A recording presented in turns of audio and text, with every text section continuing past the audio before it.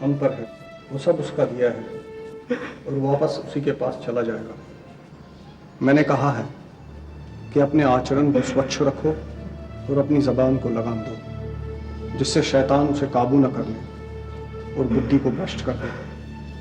मगर जब इन कोशिशों में मैंने अपना मुंह खोला, गलत खोला, मेरे शरीर में तपिश थी। मैं सोच रहा था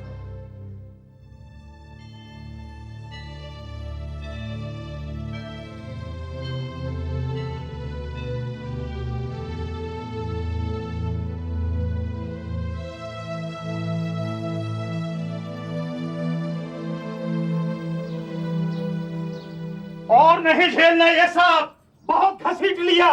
घर में खाने को तो है नहीं, इसे और लाके माथे पे जड़ दिया। अरे इसे बाहर निकालो, हाथ नहीं हिलते किसी के, खाने को सबको चाहिए। चल खड़ी हो। अरे तू बाहर निकल यहाँ से। बाबूजी! बाबा, अरे इतनी आग लग रही थी तो बिरादरी में लड़कियों की कमी थी क्या जो बाहर जाके मुंह मारा है? अब धकेल दे अपनी बहन को कुएं में, दे दे इसे धक्का। गया था मैं छंगाराम के यहाँ कल, दुगना दहेज लेगा वो कहता है, और जो थोड़ी बहुत कसर बाकी थी वो और पूरी कर दी।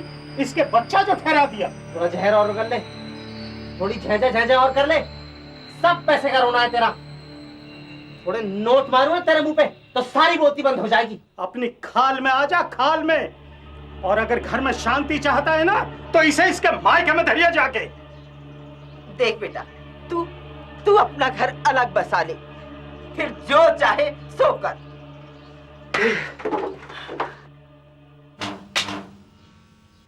बबुआ, अरे बेटा, इस बीमारी के बाद तो मेरी आंखें कमजोर हो गई। अब तो सुई में धागा भी नहीं पिरोया जाता मुझसे। 2-4 टाके मारने हो ना, वो भी नहीं मार सकती मैं।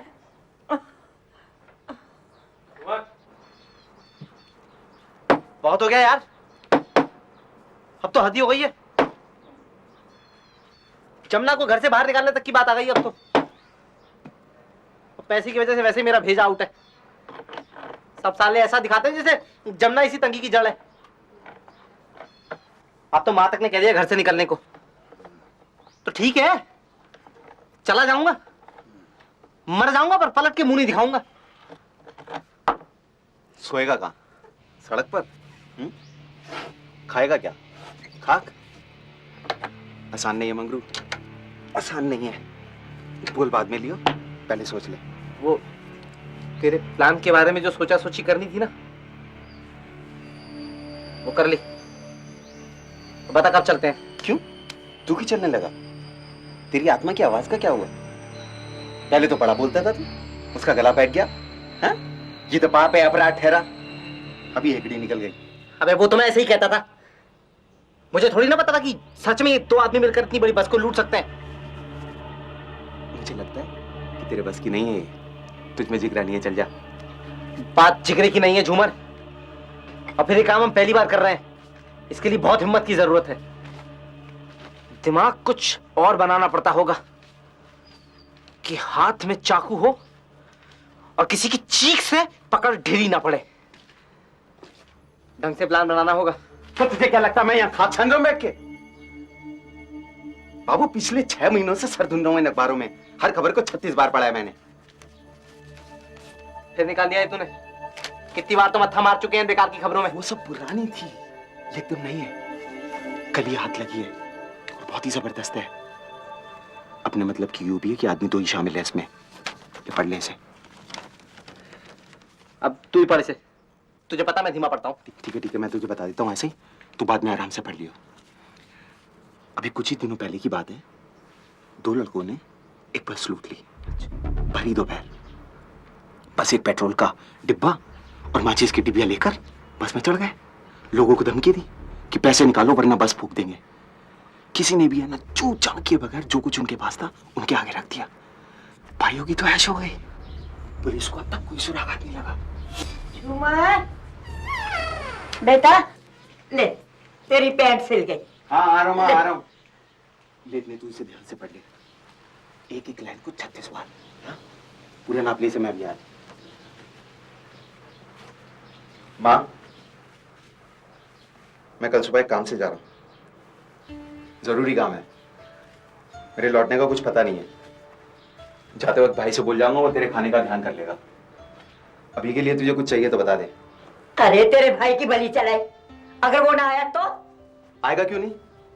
बड़ा लाट साहब है ना, वो बड़े कामों में फंसा है। तेरा जाना जरूरी है माँ, पैसा नहीं चाहिए क्या? और तेरा इलाज मुफ्त में नहीं हो रहा है।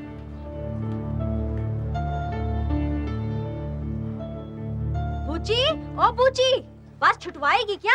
7:30 बजे की बस है और अभी झबुआ पहुंचने में आधा घंटा लगेगा। 5 तो यहीं बज गए हैं। जल्दी कर, पागल है क्या तू? पागल होगी तू। अगर मेरा कोई सामान छूट गया तो फिर कौन लेके आएगा? मुझे एक बार अच्छी तरह से देख लेने दे माँ। अरे बाबा, तेरा कोई सामान नहीं छूटेगा, ठीक है? तू जल्दी से रिक्शा में बैठ। चल चल जल्दी कर। और अगर सामान छूट भी जाए तो अपने बाबूजी से कह देना, तेरे को कुक्षी में नया नया सामान दिला देंगे वो। भाभी, ओ भाभी, जरा घर का ध्यान रखना, इस बार हम कुछ दिन लगा के आएंगे। अबे डबल रोटी काट रहा है, किसी की गर्दन थोड़ी काट रहा है जो तेरे हाथ कांप रहे हैं। डरने की बात नहीं है यार, कुछ गड़बड़ है इसमें।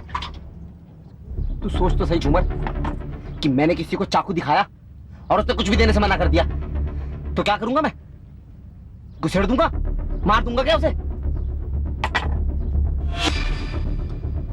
और वो जो पेट्रोल हम गिराएंगे, सोच अगर उसने आग पकड़ ली तो?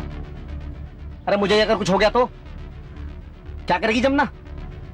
मेरा बाप उसे एक भी दिन घर में नहीं टिकने देगा। कहां फिरेगी वो मारी मारी? धक्के तो वो वैसे भी खाएगी। तेरे बाप की अगर हथेली गर्म नहीं हुई तो तू क्या सोचता है वो जमुना को टिकने देगा घर में? हाँ? और तेरी बहन की शादी का क्या? देख मंगरू, मुझे तो अपनी माँ की चिंता है। अगर और थोड़े दिन उसका इलाज नहीं हुआ तो उसका टिकट तो कटा दे रहा। मेरे भाइयों में से कोई भी पूछने वाला नहीं है उसे। साफ सी बात है, मुझे तो पैसा चाहिए।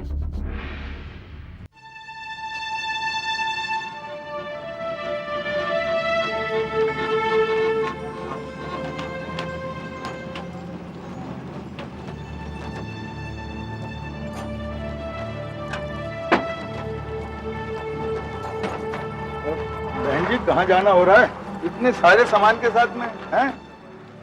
कहीं शादी ब्याह में जाने की तैयारी हो रही है क्या? हम कुक्षी जा रहे हैं, वहाँ मेरे बाबूजी बहुत बड़े मैकेनिक हैं, उन्हें सब जानते हैं। वाह, ये तो बहुत अच्छी बात है। कुक्षी तो हम भी जा रहे हैं। अच्छा है, हम लोगों का सफर साथ में बहुत अच्छा गुजरेगा। वैसे कुक्षी कितने दिन रुकने का प्रोग्राम है आप लोगों का? कुछ कह नहीं सकते, वहाँ पर मैं इसके दाखिले के लिए जा रही हूँ।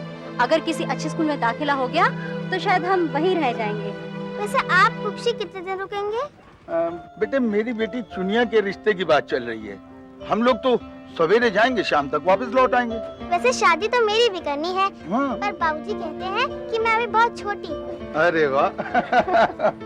आओ बैठो, बस का इंतजार करो।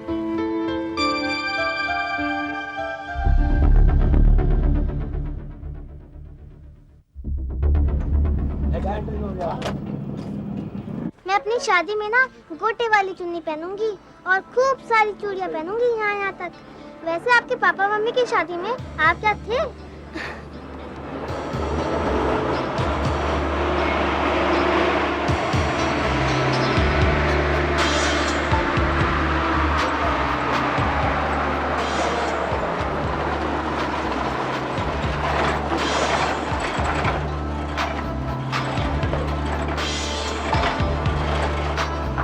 कुछ आ जाओ भैया।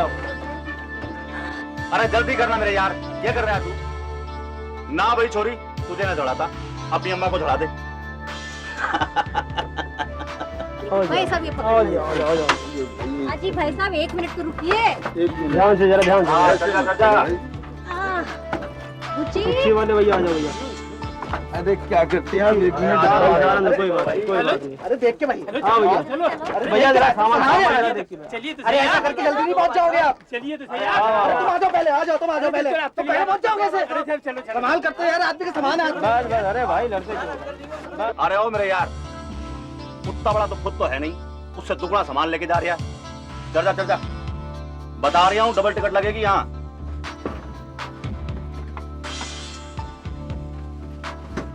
मुझे अपनी गुड़िया की शादी के लिए कपड़े भी खरीदने हैं, कुक्षी जाके मेरे बाबूजी इसके लिए नए नए कपड़े सिलवाएंगे। और इसका दुल्ला ना, वैसे आपका दुल्ला कैसा है? अपनी गुड़िया दिखा तो। नहीं, पहले बताओ। बुची चुप कर, चप्पड़ चप्पड़ बंद कर अपनी, दीदी को तंग नहीं कर। चल आजा सो जा थोड़ी देर। मुझे नींद नहीं आ रही है, अब चुप बैठो। यहाँ पे शादी की बातें हो रही हैं। बड़ी आई शादी वाली।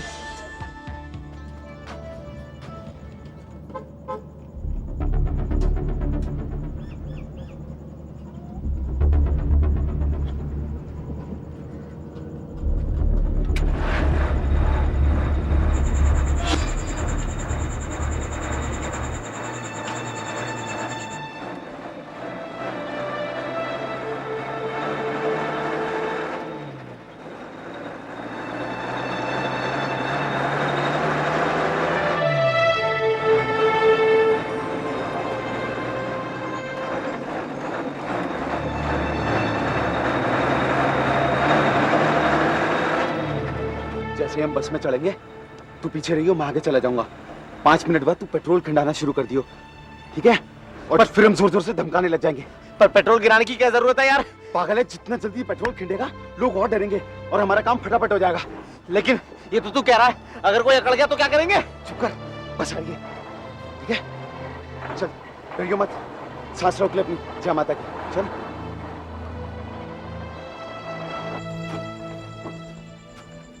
हाँ भैया, क्या बात है? कहाँ जाना है? कुछ जाएगी? हाँ जाएंगे। चलो पीछे बैठ जाओ। जाओ एक एक करके।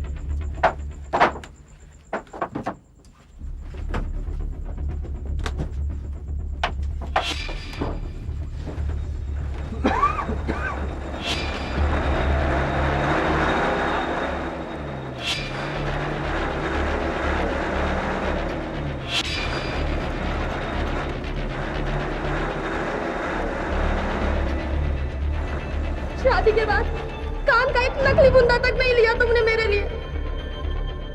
शादी में दोनों तरफ वालों की मर्जी होती तो रस्में होती, मुझे गहने कंगन मिलते। आज है ही क्या मेरे पास? सुन ले मंगरू, घर में कुछ पैसा आएगा तो नंदनिया के ब्याह पे खर्च होगा। तू अपनी बीवी पे कुछ भी खर्च करने का अपने दिमाग से ख्याल निकाल दे, समझा? तू अपना घर अलग बसा ले। मैं जहर खा लूंगी तो शादी का सारा किस्सा ही खत्म हो जाएगा।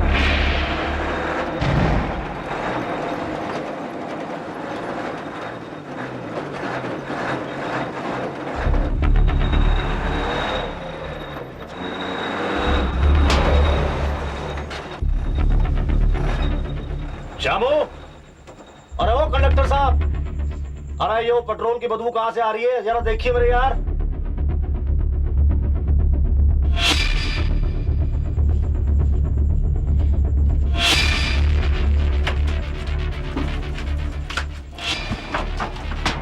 चल बे, जो जल्दी से बाहर निकाल।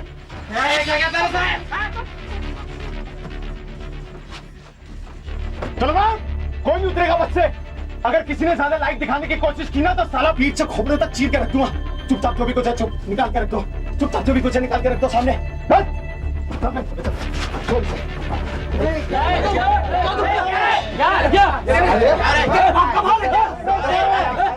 तो पत्ती से तोड़ के रख दूंगा तेरी।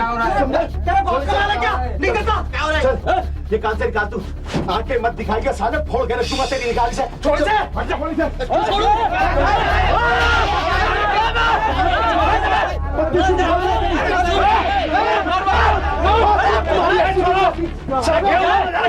मैं बता रहा हूँ तुम सबका सबको, नीचे बता रहा हूँ तुम सबका सबको, पूरी बस में पेट्रोल गिरा हुआ है। कर दूंगा मैं।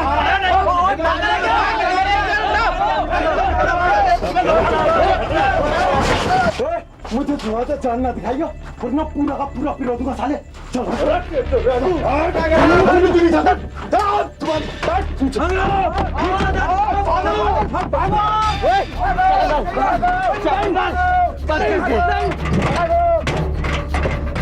चला दे जुबैर, चला रास्ता नहीं बस को। आज यहाँ से अब गिरा दे बातचीत।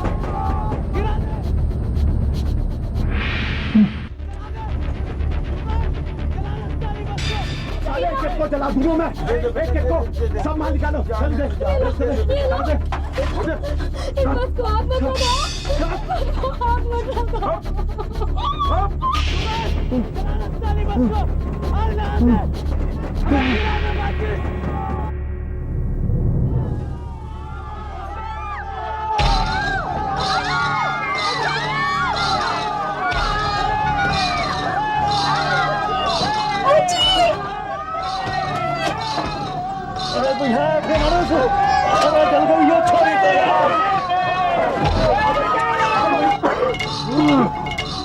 पैंट उतार, पैंट उतार, तनिए में चल गई। देता साले पैंट का उतार, पैसे में निकाल, घड़ी उतार, चेन भी दे, अबे चल निकाल। मुझे छोड़ दो, मुझे ध्यान से मत मारना, ध्यान से मत मारना। निकाल कर, जल्दी से निकाल इसको। तुम रात की चोरी बता, सारे मसाले थे।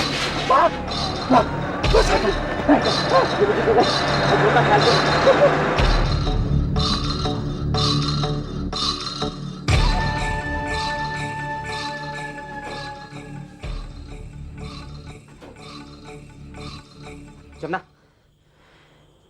जमुना, खड़ी हो जमुना। क्या बात है, इतना हाफ क्यों रहे हो? ये ले। ये कहाँ से लाया? बता।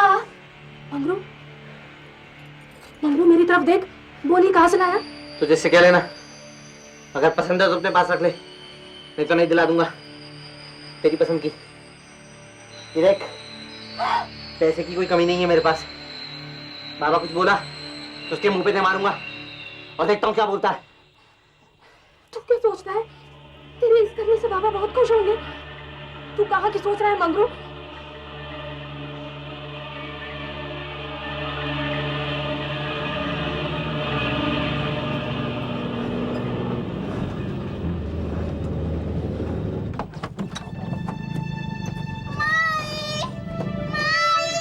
बच्ची, क्या हुआ मेरी बच्ची को? क्या हुआ मेरी बच्ची को? हाँ बच्ची, बच्ची बेटा, मैं हूँ तेरे पास। बच्ची,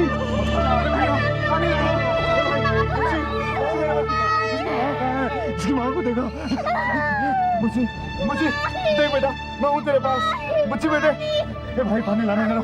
बच्ची, बच्ची मेरे बच्चे, क्या हुआ तुझे? बच्ची तेरी माँ, इसकी माँ को देखा कहीं?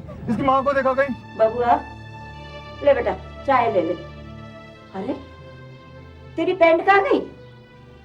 ये किसकी पैंट पहनी आया तू? मेरी जल गई है। हाय राम, अरे राम, ये क्या हुआ? अरे तू कैसे चल गया बेटा? मैंने बहुत गलत कर दी। मुझसे बहुत गलत हो गया। मुझसे बहुत गलत हो गया। अच्छा तू लेट, मैं अभी हल्दी लेके आ रही हूँ तेरे लिए। तू लेट जा, लेट जा। अरे अरे अरे अरे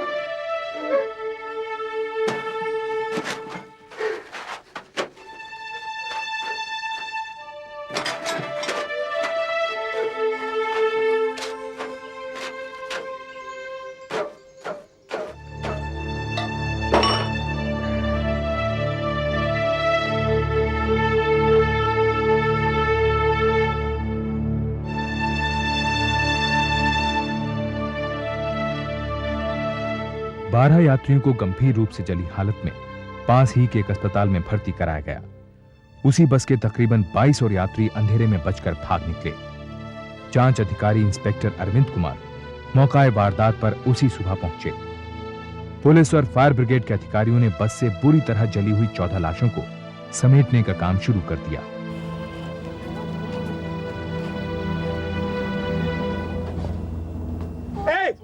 स्टेज चल रहा है, जल्दी से स्टेज चल रहा। डॉक्टर को बुलाओ, डॉक्टर। घबराइए मत, अभी सब ठीक हो जाएगा। पानी लाओ यार, पानी। बूची कौन है? कौन है बूची? मेरी बच्ची बूची। बूची कौन है? कौन? कहाँ? आग लगी थी। मेरी पूछी पूछी पूछी।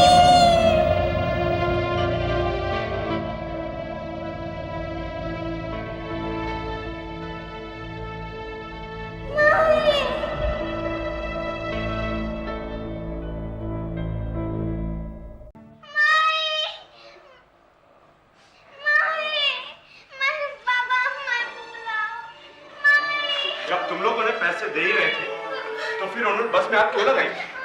पता नहीं क्यों साहब, जब उन लोगों ने आग लगाने की धमकी दी सभी लोगों ने अपने गहने लत्ते देने लगे, पर उनको तो आग लगानी थी और लगा दी। साहब, मेरे बाबा को मेरी आंखों के सामने जला डाला।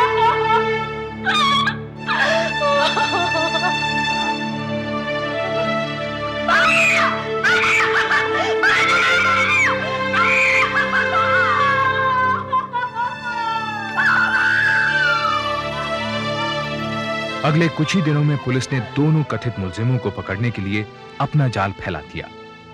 इस हादसे में बच निकले यात्रियों की मदद से उन दोनों का हुलिया तैयार किया गया। फिर उनके पोस्टरों को आसपास के गांवों की दीवारों पर चिपका दिया गया।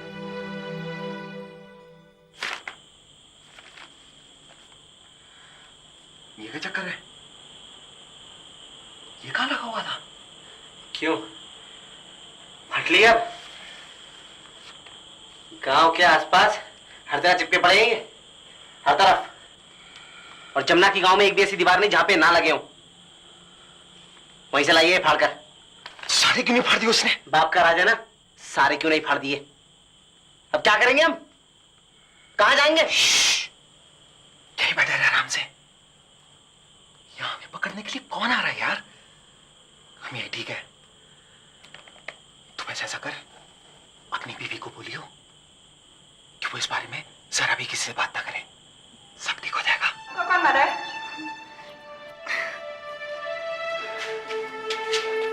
उन्होंने मेरी गुड़िया भी ले ली और उसके बर्तन भी। माँ ने आपके लिए लड्डू बनाए थे, वो भी चले गए। माँ कहाँ है? वो क्यों नहीं आई? आएगी, माई भी आ जाएगी। तू बस चुप कर जा। तूने सुना नहीं डॉक्टर साहब ने क्या बोला था? कम बोलेगी तो जल्दी अच्छी हो जाएगी। क्या हो रहा है यहाँ पे? ये क्या हो रहा है? आपको किसे अंदर आने दिया? कैमरा लेकर के कैसे अंदर आ गए आप? 22 लोग यहाँ पे मर चुके हैं, लोग यहाँ दर्द से तड़प रहे हैं और आपको कैमरा चलाने की लगी हुई है। बाहर निकलिए। किसने इन्हें अंदर आने दिया? किसी को अंदर आने मत देना। इंस्पेक्टर साहब, आप प्लीज समझने की कोशिश कीजिए। मुझे अपनी स्टोरी के लिए कुछ लोगों से तो बात करनी पड़ेगी। मैं क्या इस छोटी लड़की से बात कर सकती हूँ प्लीज? क्यों नहीं बात हो सकती? उसमें तो आपकी स्टोरी के लिए पूरा मसाला मिलेगा। बूची से बढ़कर कौन हो सकता है? तस्वीर उतार लेना उसकी अच्छे से। 6 साल की है वो, पूरी तरह से झुलसी पड़ी हुई है। इस हादसे में उसकी माँ भी मर गई। करीब 5 दिन से वो माई माई पुकारे चली जा रही। जितनी ऊंची उसकी पुकार उतनी अच्छी आपकी स्टोरी है ना?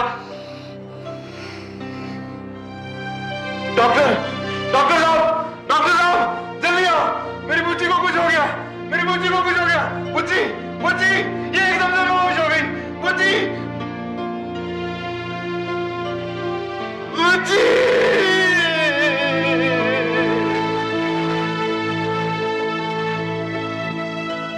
23 आदमी जलकर मर गए। मरने वालों में ज्यादातर औरतें और बच्चे थे झूमर। अब अगर पकड़े गए ना तो फांसी से कम सजा नहीं होगी, कह दे रहा हूं।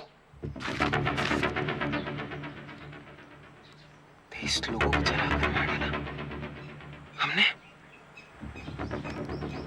मेरी समझ में ये नहीं आता कि हमारे दिमाग को हुआ क्या था। कैसे कर सकते हैं यार हम ये सब? तूने तीली गिराई क्यों? वैसे तो बड़ी हाँकता रहता है। आया समझदार का बाप चल के। ज्यादा न गुर्रा। उस हबड़तबड़ में तूने मेरा दिमाग कब्जा लिया था। कैसे चिल्ला रहा था बाहर, झूमर जला दे, माची जला दे, सारी बस। ऐसी हालत में कुछ सूझेगा मुझे? और दिल्ली गिरी क्योंकि मेरा हाथ जल गया था। खुद को देखा था तूने? हाँ? इधर बस जल रही थी, उधर तू सारे लोगों को लूटने में लगा हुआ था। हाँ हाँ, तू तो जैसे बड़ा लोगों की मरहम पट्टी करने में लगा था ना। अरे भागते की लंगोटी तो कतरवा ली तूने। और मेरा मुंह मत खुलवा क्योंकि मैं भी नहीं नहीं खोल ले मुंह अपना। कम से कम तेरी तरह बेशर्मी नहीं छाड़ रहा हूं मैं अपनी इस करनी पर। जाकर अपनी बीवी के कान से पहले बुंदे उतरवा, इससे पहले कि कोई पूछा पाछी शुरू करे। बेचा यार। इसी दरमियान पुलिस ने अपराधियों को पकड़ने के लिए सामान गिरवी रखने वाली दुकानों की छानबीन भी शुरू कर दी। मंगरू पड़ोस के एक गांव के जिस सामान गिरवी रखने वाले को अपना ज्यादातर लूट का माल बेचता था, वो दुकानदार पुलिस को हाथ लगे सुरागों की एक महत्वपूर्ण कड़ी था। अरे मैंने क्या किया भैया? मुझे क्यों पकड़ रहा है? साले सब समझ आ जाएगा। बता दूसरा साथी का साले को पार करेगा। तो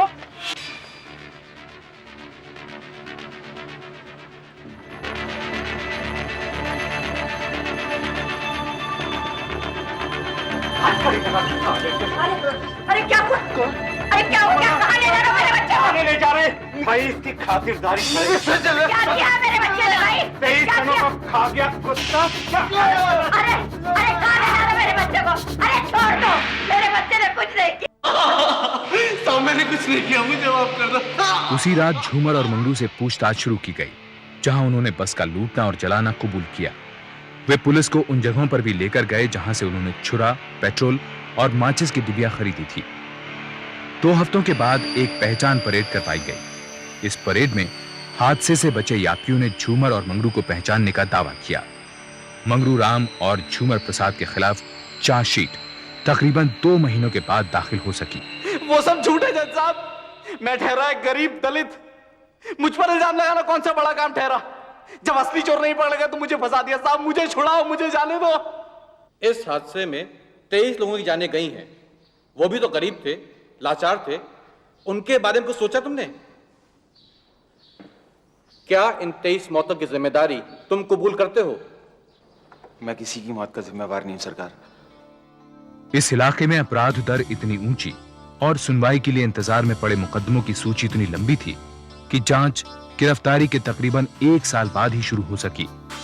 प्रोसिक्यूशन के वकील हरि प्रसाद के पास चश्मदीद गवाहों, बस यात्रियों और ड्राइवर के बयानों का अंबार लग गया, लेकिन झूमर और मंगरू को सरकार की तरफ से बचाव के लिए अभी तक कोई भी वकील नहीं दिया गया था। जनाब, बस को चढ़े अभी आधा घंटा बीता होगा कि मुझे पेट्रोल की बदबू आने लगी। मैंने बस को रोक दिया और कंडक्टर को कहा देखने के लिए। अरे ये पेट्रोल की बदबू कहां से आ रही है, जरा देखिए मेरे यार। ये लड़का बस में पेट्रोल गिराने लगा और वो दूसरा वाला जोर जोर से चिल्ला रहा था कि अगर किसी ने पैसे न दिए तो वो पूरी बस में आग लगा देगा। सारे लोग डर के मारे इधर उधर भागने लगे। ये लड़का उतरा।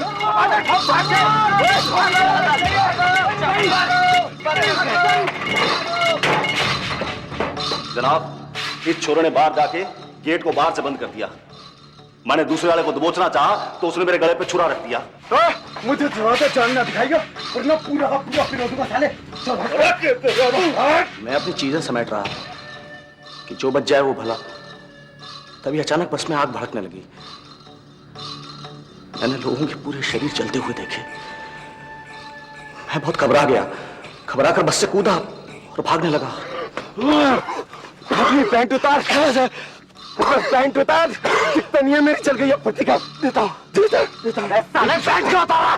पैसे भी निकाल, घड़ी उतार, चेन भी दे। अबे जल्दी कर। अगर इनका बस चलता योर ऑनर तो ये लोग जलते लोगों की जेब में भी हाथ डाल देते। जब छोटे छोटे बच्चे और औरतें आग से लिपटे हुए जिंदगी की दुहाई मांग रहे थे, तब भी ये लोग दरिंदों की तरह भागते हुए लोगों की खालें नोच रहे थे। झूमर प्रसाद और मंगरू राम, क्या तुम लोग कोई गवाह पेश करना चाहोगे? ये सब के सब झूठ बोल रहे हैं सरकार। हमने कुछ नहीं किया, माई बाप हमें फंसाया जा रहा है। अभी झूठ बोल रहा है तू? बोल के तू लूट रहा था जब बात चल रही थी। बोल के तू लूट रहा था जब पूरी मदद को चिल्ला रही थी। नहीं लूटो। बोल के तू लूट रहा था जब दुनिया तेरे पांव पर गिरी थी। बोल आराम चाले, बोल। तेरा तो बाप नहीं बोलेगा साले। बोल ना गई। इस सब ने मरने से पहले तेरी शनाख्त की है, समझा? समझ गए? और तू कहता है कि ये सब तूने नहीं किया? नहीं किया तूने? बोल! इस सब के बीच एक ह्यूमन राइट्स ऑर्गेनाइजेशन मानवाधिकार चुनौती की ओर से एक लॉयर राजदीप वोरा ने झूमर और मंगरू का केस ले लिया। रॉनर, ये ट्रायल एक नाइंसाफी है। मेरे दोनों मुवक्किलों को 1 साल बिना किसी वकील के हिरासत में रखा गया। मैं अदालत से दरख्वास्त करता हूं कि दोनों अभियुक्तों को सुनवाई का एक और मौका दिया जाए। योर ऑनर, पर हमारे पास चश्मदीद गवाह हैं, जिनमें वो लोग भी शामिल हैं जिनसे इन लोगों ने पेट्रोल खरीदा, माचिस खरीदी। उनके बयानात से साफ साफ जाहिर होता है कि ये काम बहुत ही सोच समझकर और पुख्ता प्लानिंग के साथ किया गया। गवाह गलत भी हो सकते हैं योर ऑनर। यहाँ कुछ डिक्लेरेशंस हैं जो कहती हैं कि वारदात के समय 2 नहीं बल्कि 4 लड़के मौजूद थे, और कुछ गवाहों ने तो अदालत में इन दोनों की गलत पहचान की। गोपाल सिंह की गवाही में ये साफ साफ दर्ज है कि जिस समय वो जलती हुई बस से उतर के भाग रहा था, उस समय झूमर प्रसाद ने उसकी पैंट तक उतरवा ली थी। सर, दर्ज की गई रिपोर्ट के मुताबिक गोपाल सिंह की पैंट का कलर था भूरा, और जो पैंट बरामद की गई है उसका रंग है आसमानी। अभी तक हमारी इन्वेस्टिगेशन एजेंसी ने इस सवाल को सुलझाया नहीं है। उस रात जलती हुई बस में इतना हड़कंप था, इतनी आपाधापी थी कि गवाहों की याददाश्त का थोड़ा इधर उधर होना एक मामूली सी बात, और खासतौर पर तब जब वो गहरी नींद से चौंक कर उठे हों। तो फिर मेरे मुवक्किलों को बेनिफिट ऑफ डाउट तो मिलना ही चाहिए योर ऑनर। ये उनका पहला जुर्म था, और इस जुर्म के पीछे अगर कोई मकसद था तो वो था सिर्फ चोरी करना। किसी को मारना या किसी को जला देने की उनकी मंशा बिल्कुल नहीं थी। कोई व्यक्ति पेट्रोल छिड़क रहा है, हाथ में माचिस की जलती हुई तीली लिए खड़ा है, मेरी समझ में यह नहीं आता है कि होने वाले हादसे से वो बेखबर कैसे हो सकता है। मैं अदालत से दरख्वास्त करूंगा कि 23 लोगों की जान लेने वाले इन दरिंदों को फांसी से कम सजा ना दी जाए। मुकदमे में जांच पड़ताल 6 महीने तक चलती रही। जांच के अंत में जज का यह मानना था कि दोनों अभियुक्त इस त्रासदी में मारे गए 23 लोगों की मौत के जिम्मेदार हैं, पर उन्होंने कहा कि वो अपना फैसला अभियुक्तों से अकेले मिलने के बाद देंगे। झूमर और मंगरू की जज से 2.5 घंटे तक बातचीत चली। इस दौरान अदालत के बाहर भीड़ जुटी हुई थी, जो ये शर्त लगाने में मसरूफ थी कि आखिर सजा क्या ठहराई जाएगी। वहां 2 लोगों की जिंदगी दांव पर लगी है और आप लोग सट्टा खेल रहे हैं। बंद कीजिए मजाक, शर्म आनी चाहिए। और तुम्हारी शर्म कहां गई? वो दोनों लौंडे 23 लोगों की जान से खेल गए, वो कुछ नहीं, मेरी नन्ही सी बच्ची को खा गए वो हरामजादे। तुम कैसे लड़ सकते हो उनके लिए? तुम क्यों बचाना चाहते हो उनको? बताओ। इस वारदात के पीछे सिर्फ एक ही मोटिव था, और वो था थोड़े से पैसे कमाना, जिसके लिए मुलजिमों ने एक खतरनाक रास्ता अपनाया। इस जुर्म के लिए मुलजिम आखिरी सांस छूटने तक फांसी की सजा के हकदार हैं। इससे कम कोई भी सजा हमारे समाज की सुरक्षा के ढांचे पर एक सवालिया निशान होगी। The sentence is subject to consideration by the High Court.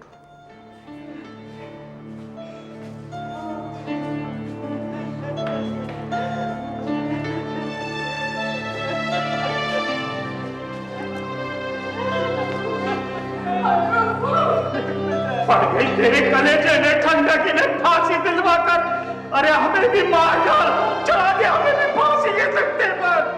अब किसी से क्या कहना है बेटा? इसकी करनी थी तो इसे सजा मिल गई। मुझे किसी से कोई शिकायत नहीं, कोई शिकायत नहीं। फांसी की सजा ने काफी हंगामा खड़ा कर दिया।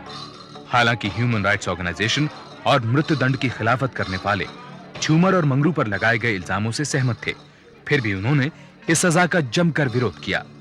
राजदीप वोरा ने सेशंस कोर्ट के इस फैसले को जबलपुर हाई कोर्ट में चुनौती दी। तुम इतने यकीन से कैसे कह सकते हो कि झूमर और मंगरू को फांसी ही होनी चाहिए? जब बस चल रही थी, लोग मर रहे थे, जब झुलसे हुए लोगों को अस्पताल ले जाया जा रहा था, जब अस्पताल में लोग हर सेकंड मौत से जूझ रहे थे, उस वक्त वहां खड़ा होकर ड्यूटी मैं कर रहा था। राजीव साहब, मैं, आप नहीं। अगर उनमें से किसी एक की भी करा आपके दिल से होकर के गुजरती ना, तो मैं आपसे पूछता क्या चाहते हैं आप जज्बातों में बह रहे हैं इंस्पेक्टर साहब। जरा सोचिए, इन दोनों को फांसी दे देने से मसला हल नहीं हो जाएगा। दुनिया सुधर नहीं जाएगी। इस जुर्म की जड़ हमारा सामाजिक और आर्थिक पिछड़ापन है और इसे हम नजरअंदाज नहीं कर सकते। बात अगर पिछड़ेपन की है तो देश की आधी जनता गरीबी की जिंदगी बसर कर रही है। आपके हिसाब से तो उन सबको छुरा लेकर निकल जाना चाहिए, बसों को लूटने, लोगों को जलाने के लिए, है कि नहीं? हमारे कहने का मतलब है इन दोनों को फांसी दे देने से पूरे देश में जुर्म खत्म हो जाएगा। पूरी दुनिया में कहीं भी फांसी के डर से जुर्म घटा नहीं है। क्यों हमें किसी की हत्या करनी पड़ती है ये दिखाने के लिए कि हत्या पाप है? क्यों? मुझे आपकी दुनिया और आपकी महानता से कोई लेना देना नहीं है। मैं ये चाहता हूं कि उन दोनों को फांसी लगनी चाहिए, बस। एक तरफ तो तुम उन दोनों को फांसी की तरफ धकेल रहे हो और दूसरी तरफ खुद हर महीने उनके घर जाकर उनका खर्चा पानी देते हो। क्यों करते हो ये सब? क्या ये तुम्हारे अंदर का चोर नहीं है? जवाब दो।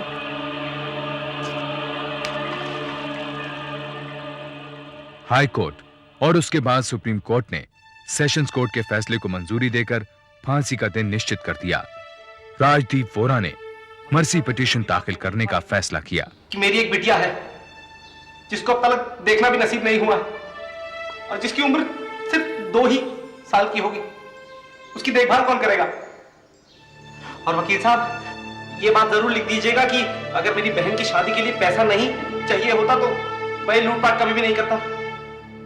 कसम से ऐसा सोचता भी नहीं। तुमने अच्छी तरह से सोच लिया, तुम्हें और कुछ नहीं कहना? मेरे पास ऐसा कुछ भी नहीं है जिस पर दया की जाए। इतने समय तक झूठ बोलता रहा, इसके लिए माफी जरूर चाहूंगा। 23 लोगों को जलाकर मार डालने की जिम्मेवारी मेरे सर पर है। मार्च 1995 में राजदीप वोरा ने गवर्नर के ऑफिस में मर्सी पिटीशन को दाखिल किया, जिसे गवर्नर ने खारिज कर दिया। बाद में उसने क्षमा के लिए राष्ट्रपति को भी अपील की, पर सितंबर 1995 में राष्ट्रपति ने भी उनकी इस अपील को ठुकरा दिया। अम्मा, तार आया। बेटा, मुझे तो पढ़ना नहीं आता, तू ही पढ़ दे। सरकारी मोहर भी है। झूमर प्रसाद और मंगरू राम को 23 लोगों की मौत का जिम्मेदार ठहराते हुए ताज़ीरात-ए-हिंद दफा 302 के तहत 31 मार्च 1996 की सुबह 5 बजे फांसी पर लटकाया जाएगा।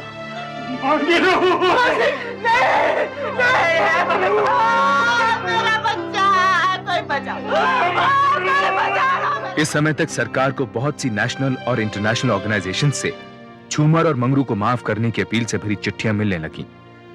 ह्यूमन राइट्स ऑर्गेनाइजेशंस ने दूसरी मर्सी पिटीशन पब्लिक अपील के रूप में राष्ट्रपति तक आगे बढ़ाई। उधर राजदीप वोरा राष्ट्रपति का जवाब आने तक फांसी की सजा पर स्टे ऑर्डर लेने के लिए दिल्ली पहुंचे, लेकिन भोपाल के जेल अधिकारी इस सब से बेखबर थे। ईश्वर, मुझे बता मेरे जीवन की और कितनी घड़ियां बाकी हैं, मेरी कितनी सांस जिंदगी और मौत के बीच में है, क्योंकि जिंदगी जितनी भी मुझे मिली है उसे मैंने जैसे इस्तेमाल किया मुझे नहीं मालूम कि उसका फल कौन कमाएगा। मुझे मेरे सब अपराध क्षमा करो। मैं जानता हूँ बहुत देर हो चुकी है, लेकिन प्लीज ये 2 लोगों की जिंदगी और मौत का सवाल है। मुझे ये डॉक्यूमेंट आज ही चाहिए। आप प्लीज थोड़ा जल्दी कीजिए।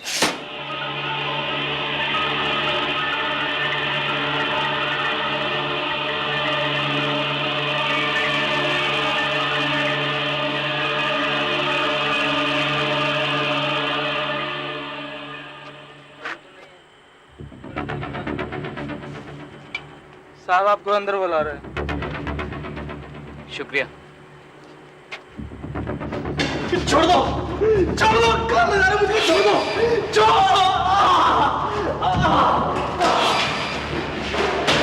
क्या हुआ? हमें स्टे ऑर्डर मिल गया है और ये अब खबर जल्दी से भोपाल पहुंचानी है। हमारे पास वक्त बहुत कम है। चलो।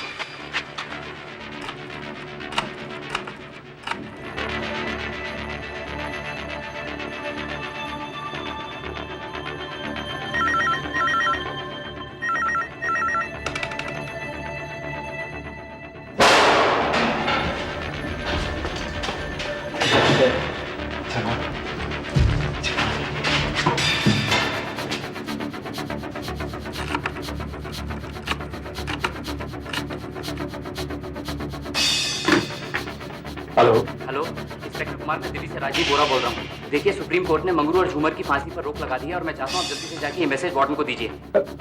लेकिन कुछ नहीं, मैं चाहता हूँ बेबी आप जाइए और मैसेज दीजिए प्लीज।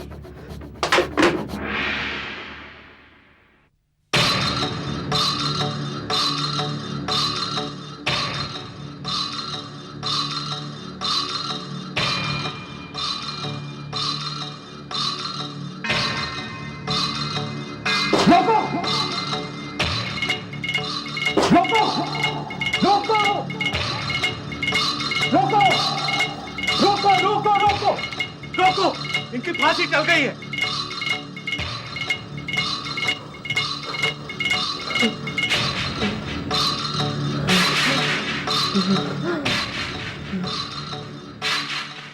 दिसंबर 1996 में राष्ट्रपति ने फांसी की सजा को आजीवन कारावास में तब्दील कर दिया। मंगरू राम और झूमर प्रसाद जेल में अपनी सजा काट रहे हैं। अगर उन्हें सरकार की तरफ से कोई छूट न मिले तो वो सन 2006 में जेल से रिहा होंगे।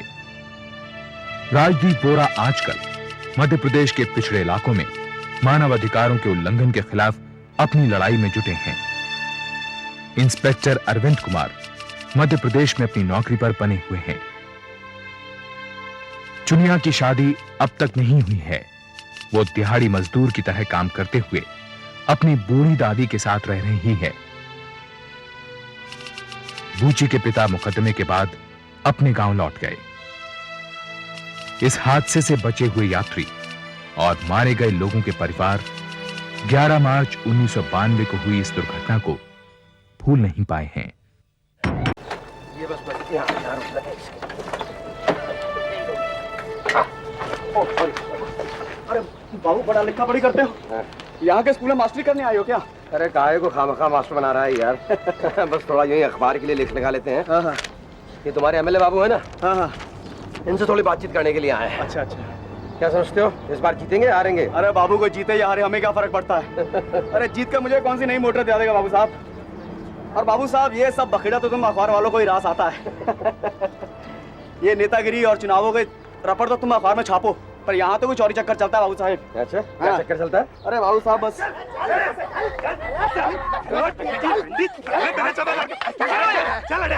अरे चल, अपनी खरीद का माल है, जो मर्जी कर इसके साथ। कमाल का दिमाग खराब हो रहा, क्या कर रही है? लगता है नया नया बाबू है। चल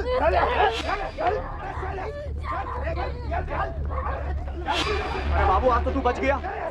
यहाँ तो जरा जरा सी बात पे खून खच्चर हो जाता है, और तुम्हें इनके सौदे में टांग डालने की क्या जरूरत भाई? सौदा? हाँ। तुम्हारा मतलब है इस लड़की को खरीद के लाए हैं? देखो बाबू, तू ना ज्यादा ताकझंग मत कर। तू तो अपना टिकट कटा और आज ही वापस बंबई चला जा। नेशनल डेली राष्ट्रीय टाइम्स के रिपोर्टर अविनाश वाचस्पति को यह खटका हुआ कि जिस इलाके में वो इलेक्शन की रिपोर्टिंग के लिए आया है, वहां देह व्यापार के जैसा कोई धंधा पनप रहा है, और वो इस बात से पूरी तरह सहमत था कि जिस हादसे से उसका टकराव हुआ है वो इस नर्क का सिर्फ एक नमूना भर था। ये ले जी टिकट, मैं अभी आ रहा हूँ। कहीं और जाकर बैठ। अरे, मेरा क्या कर आदमी रही है? बैठा यहाँ पे। मेरा आदमी बैठा यहाँ पे। लगता है सीट करके बैठी है। ओए, ओए, ओए, देख जरा ये क्या कर रहे हैं? अरे रे रे, वो बुला रहे हैं, लगता है तुम्हारी घरवाली है। अरे काहे की घरवाली? पागल है साली, पागल। ओए, हरामी साले! ओए, बात सुन! ओए, सस्ती मिल रही थी तो खरीद ली, कोटे पे चढ़ाया तो पता चला पागल है। ओए, ओए, सुन! ओए, अब जान तो छुड़ानी है ना। ओए, ओए, हरामी साले!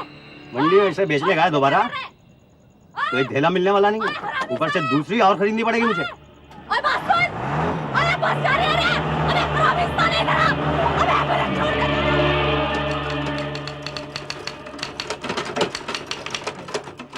अरे अविनाश, कैसे चल रही है तुम्हारी इलेक्शन की स्टोरी? और तुम इतना जल्दी कैसे लौट आए? तुम्हें ऑफिस में कोई काम थोड़ी ना है। बॉस है अंदर क्या? मुझे ये एंगल मत देना। मुझे सिर्फ ये पता है कि यहाँ काम लटका पड़ा है और तुम मुझे बगैर बताए गायब हो। Come on, Anaita. Mr. Pachori is waiting for you. He's not too happy. All right. और बॉस, वहां पर औरतों की हालत जानवरों से भी बदतर है बॉस। उन्हें भेड़ बकरियों की तरह हाँक कर बेच दिया जाता है, और ये सब कुछ चल रहा है बिल्कुल खुलेआम, बिल्कुल सरेआम चौड़े में, और कोई कुछ नहीं कर पाता इसके लिए। बॉस, मुझे लग रहा है कि असली स्टोरी सिलेक्शन में नहीं है, बल्कि इस मंडी में है। तुम क्या समझते हो? तुम्हारे छाप देने से दुनिया मान लेगी इस बात को? मुझे तो इसमें सिर्फ एक सेंसेशनल हेडलाइन लगती है, दैट्स ऑल। कैसी बातें कर रहे हैं बॉस? आपको मालूम है कि जिस एमएलए का मैं इंटरव्यू लेने जा रहा था, उस एमएलए के घर के ठीक सामने ये दो लंबे चौड़े आदमी इस बेचारी गरीब सी लड़की को खरीद कर अपने घर ले जा रहे थे। और तो और उस एमएलए का घर भी बिल्कुल उस मंडी के बगल में पड़ता है। तुम इतने एक्साइटेड क्यों हो रहे हो? तुम्हें लगता है लोग इस मंडी के बारे में जानते नहीं? सब जानते हैं, लेकिन किसी की हिम्मत नहीं कि इनके बारे में कुछ कर सके। पुलिस और नेताओं की आंख के नीचे हो रहा है ये सब कुछ। ऐसी सिचुएशन में ये स्टोरी कर पाओगे? अविनाश, ऐसी स्टोरीज के लिए सबूत चाहिए होते हैं, फोटोग्राफ चाहिए होता है। मेरे सामने एक ऐसा आदमी ले आओ जो इसके बारे में मुझे इंटरव्यू दे दे। कैसी बातें कर रहे हैं बॉस? यानी कि हम हाथ पर हाथ रखकर बैठे रहे और हमारी आंखों के सामने ये सब यूं ही चलता रहे? यानी कि औरतें बिक रही हैं, बिकती रहे? माफ कीजिएगा बॉस, मुझे लगता है कि हम खुद भी कहीं ना कहीं इस नेक्सस से डरते हैं। अविनाश, अगर डरते नहीं ना तो जाओ ये स्टोरी करके लाओ। अगर तुम ये धंधा बंद कराना चाहते हो ना तो पहले ये धंधा करके दिखाओ। जाओ और एक औरत खरीद के लाओ। एक औरत। Can you do it?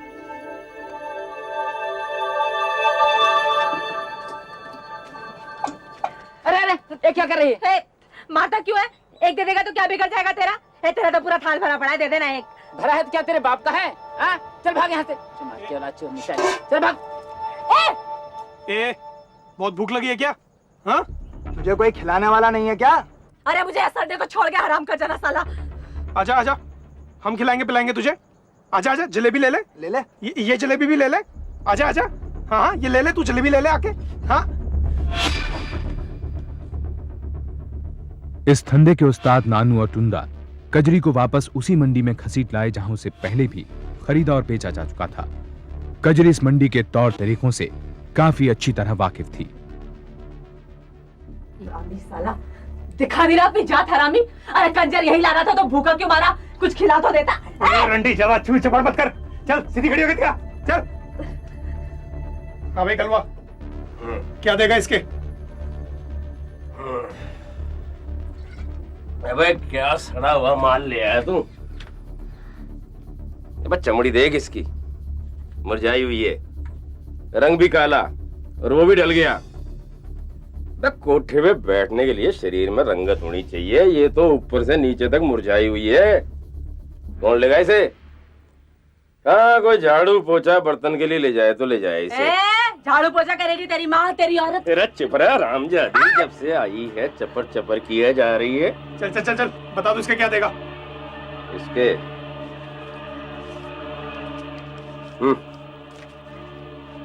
200 रुपए? हाँ। मजाक कर रहा है क्या? सटक ले, हवा आने दे, सुरता मत बन ज्यादा। चलो फुटा यहाँ से, ना आखिरी होगी है तुम्हारी। चलो।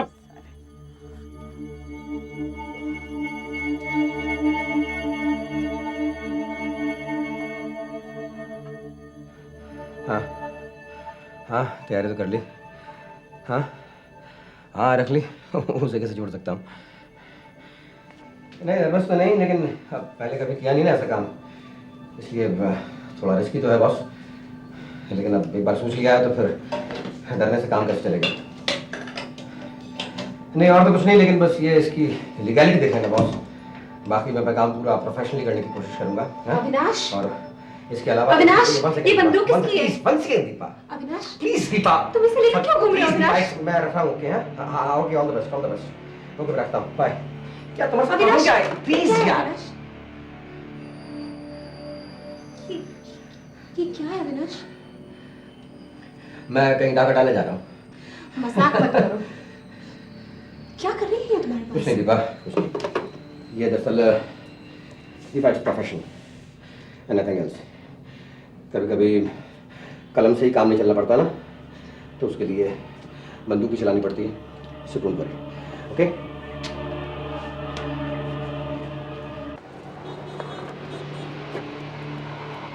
कोई वीडियो का बंडल देना भाई।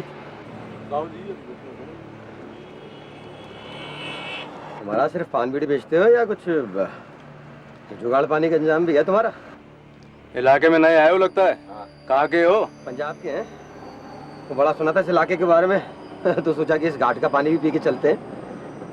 कुछ जुगाड़ वुगाड़ करवाओ, उसका इंतजाम करवाओ तो फिर कुछ मजा भी आए। एक वीडियो मंडप देना।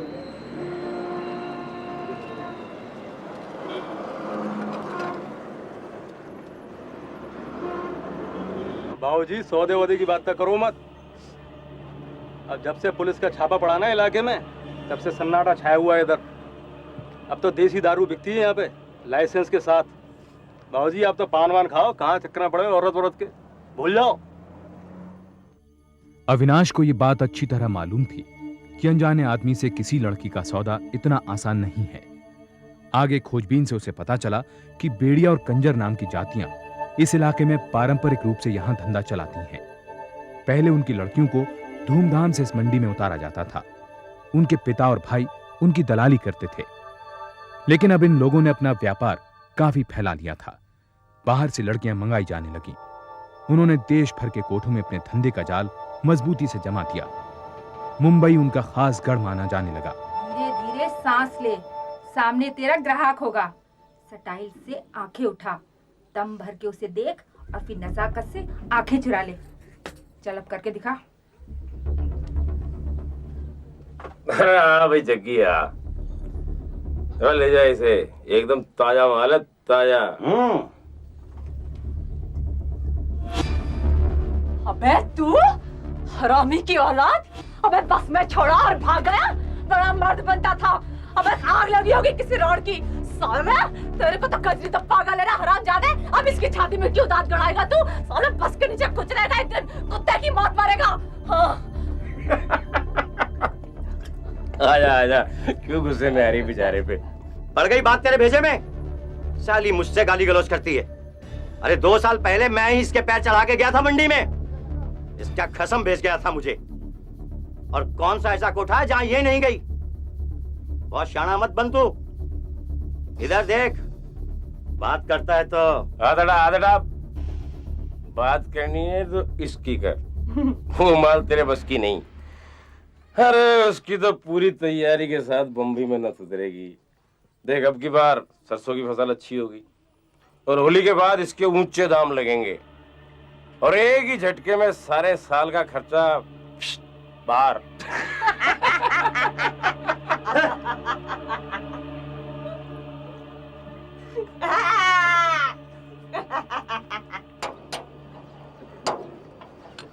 अरे खाली गाड़ी चलाने से हमारा कहाँ काम चलता है? ये साथ में पार्ट टाइम का धंधा जो है कोई ज्यादा काम नहीं है। वो क्या है कि जाते हुए कुछ लड़कियों को ले जाता हूँ और आते हुए उन्हें वापस छोड़ देता हूँ। भाई इस रूट पे तो हमारा ड्राइवरों का ये रोज का ही धंधा बन गया है बस। यार तो मेरा भी कुछ काम बनाना। तेरा? हाँ। सच्चाई? हाँ। अच्छा तो ऐसे कर, ये तू फोटो देख, ये ले और अपना ऑर्डर दे दे। अरे फोटो के पीछे दाम भी लिखा है। हाँ। अरे सोच क्या रहा है, यहाँ पे लोग ना जूतियां कम और औरतें ज्यादा बदलते हैं। हाँ। और देख कोई और वैरायटी चाहिए ना भैया तो मुझे पहले ही बता दियो, मैं किसी खोजी से मिलवा दूंगा। खोजी नहीं समझता? नहीं बे दल्ला दल्ला। हाँ। वैसे इस इलाके में ना कोई बगैर एडवांस के माल नहीं दिखाया करता। हाँ। अविनाश को यह पता चल गया कि लड़कियों की कीमत 2000 से लेकर 30,000 रुपए तक लगाई जाती है। व्यापार में पैसा अच्छा था और कीमतें ऊंचाइयां छू रही थीं। वैसे तो शिवपुरी आगरा मुंबई हाईवे के पास पड़ता था, पर धंधे बड़े शहरों में न होकर सीमाओं पर बसे छोटे छोटे गांव में होते थे। लड़कियों का अपहरण बगैर किसी कठिनाई के होता था। सारा का सारा धंधा बंदूक की नोक पर चलता था। कौन में डाल दे इस रंडी को? 200 रुपए खाम खा फूके इस पे। अरे इतने कस्टमरों को दिखाया, कोई हाथ ही नहीं रखता इस पे। छिनाल कहीं की। खाना बंद कर इसका। अरे तो पहले कौन सा पेट भर के खिलाता था? अरे पेट भर के खिलाता तो चिकनाई के पैसे मिलते। तुझे तो कीड़े पड़ेंगे, कीड़े। तो मैं तेरी गोली उतार दूंगा, समझते क्या आपने आपको? साड़ी पहना रखी है इसका, साड़ी। अरे साड़ी उतारे किसी दूसरी को दे। और ये चिथड़े में ठीक है, चिथड़े में रख के मलमल में कजरी तो बिकेगी और जरूर बिकेगी, पर तू देख क्या पड़े आएंगे कजरी की नस के यार। समझता क्या है? हमने कहा कोई भी किसी लड़की को 1-2 साल से ज्यादा कोठे पे नहीं बिठा था। जहाँ पैर जमे नहीं वहीं पर निकल आते हैं सालियों के। उन्हें लेकिन महाराज कोठे वाले नहीं चाहिए। हाँ? मुझे एकदम कोरा माल चाहिए, चकाचक घर में बिठाना है भाई। अरे खालिस ठाकुर लड़की दिला रहा हूँ। थोड़ी महंगी जरूर है मगर है एकदम बप्पू गोसा। अरे आज तक उसके पूरे बदन पर किसी की उंगली तक का दबाव नहीं पड़ा। सॉलिड माल है टनाटन। और भैया चाहे ना तो कोर्ट से एफिडेविट दिला दूंगा जब मर्जी से जा रही है मेरे यार की बारात। महाराज। हाँ भैया चल। 4000 4000 नहीं यार 2000 यार। अबे लकड़ी खरीदने आया लड़की खरीदने आया? एक ही झटके में आधे की डंडी लगा दी। कुर्की के 2000। और टुंडा कहाँ से पकड़ के लाया तू? अरे यार 2000 में तो चमारन भी जूता खटका देती है। कुछ मजा वाली बात करो यार। बड़ी देर से सोच रहा हूँ कहाँ देखा इस साले को। अबे तो वही बहन का टका जो उसने एमएलए के घर के बाहर लड़की छुड़वा रहा था। मेरी बात साले काली टोपी पहना रहा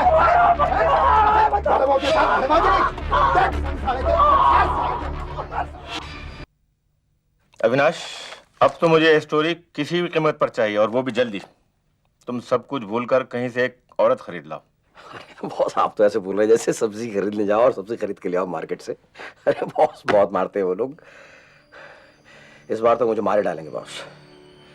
वो लोग इतनी आसानी से बाहर के किसी भी आदमी से डील नहीं करते और पूरा का पूरा एडमिनिस्ट्रेशन इन्वॉल्व है इसमें। पुलिस वाले वहां पर अपनी पोस्टिंग कराने के लिए मनचाही कीमत मनचाही रिश्वत देने को तैयार रहते हैं।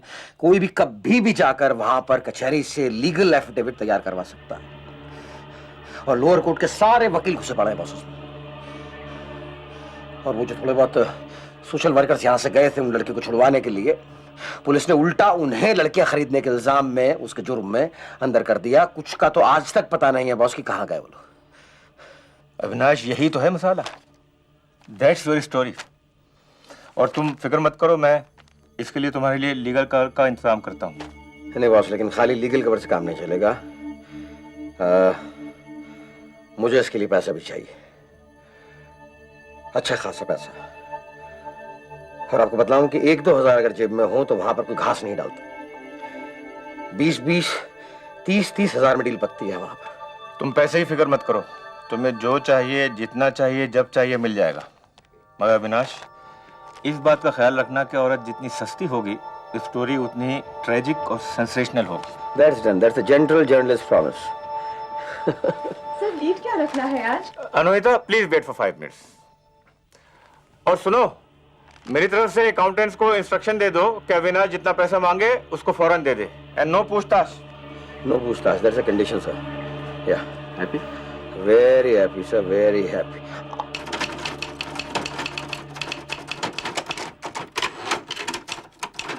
कभी-कभी मुझे लगता है कि मैं यहाँ चीफ रिपोर्टर हूँ या पियोन। अब अकाउंट्स वालों को मैसेज पहुँचाना भी मेरा काम हो गया है। अगर लीड स्टोरी नहीं मिल रही है तो उस बेचारे गरीब से टाइपराइटर पे क्यों गुस्सा उतार रही है? तुम हो कहाँ और अपने रिपोर्ट्स कब फाइल कर रहे हो? मेरे बस की बात नहीं है प्रेशर झेलना। We'll find out soon enough, and we will not be worrying about leads when you do. Avinash. ये बॉस। जरा ये लेटर देखना। पचौरी ने तुरंत ही देश की 5 प्रमुख हस्तियों को इस संबंध में चिट्ठियां भेज दी और लड़कियों के व्यापार को लेकर राष्ट्रीय टाइम्स द्वारा चलाई गई इस मुहिम में इन प्रमुख हस्तियों को अपने विश्वास में ले लिया। दूसरी तरफ अविनाश ने 4 महीनों में 7 और यात्राएं कर डाली, लेकिन वो एक जगह पर एक रात से ज्यादा रुककर कोई खतरा मोल नहीं ले सकता था। इस वजह से वो किसी भी लड़की को अब तक खरीद नहीं पाया। मुबारक बाबा। क्या बाबू साहब, यार ये तो दारू ना पिया करे यार। ना हुआ दारू से फेफड़े खराब, उन्हें फेफड़े तो सिगरेट से खराब होते हैं। बाबू साहब ये लड़कियों को बचाते बचाते खुद भी धंधे में उतरा। बाबू साहब ये क्या अभी खाली हाथ डोल रहे हो? एक भी लड़की नहीं हथिया पाए अभी तक। यार बाबू मुझे लगता है तुम भी मधुबाला और हेमा मालिनी के चक्कर में पड़ गए। यार ऐसा तो जय सिटी मिल जाए वही बहुत है यार। ओ यार तेरी मंडी ना किसी काम की नहीं है सच में। एक ढंग की शक्ल दिखी है। नहीं बाबू ये मंडी जो है ना हीरो की खान है। खान है यार। बस नक्शा चाहिए। हाँ तो 2-4 दिन रुक जाओ। आओ। ये होली का नशा उतरे तो फिर मैं दिखाऊंगा तुम्हें गली का रास्ता। सच बोल रहा है? हाँ क्या बाबू तुम पड़ गए हो इन बेड़ियों के चक्कर में। हाँ तो वहाँ तो कुछ हाथ नहीं लगने वाला। तो कहाँ लगेगा? बाबू ऐसा कर, हाँ कुछ गला वाला अत्तर कराओ तो दिमाग चले भाई। यार शाहजी की गला कर दो यार, ये तू ले 100 रुपए ले एडवांस ले यार। और मेरा काम बन गया ना, रब 100 तेरे को मैं दारू में तरबतर कर देंगा। ओहो ये हुई ना गल। हाँ यार। हाँ और तो ठीक है बाबूजी, आप ना 4 दिन के बाद मुझे वो एमएलए के घर के सामने मिलना। एमएलए के घर के सामने? हाँ। तो वादा करता है? पक्का वादा। सर की कसम खा। सर की कसम। तैयार है बाबूजी, तैयार। होली के बाद के महीने में सरसों और गेहूं की अच्छी फसल से उस इलाके में खरीदारों की जेबें गर्म हो जाती थीं, लड़कियों की बहार लग जाती थी।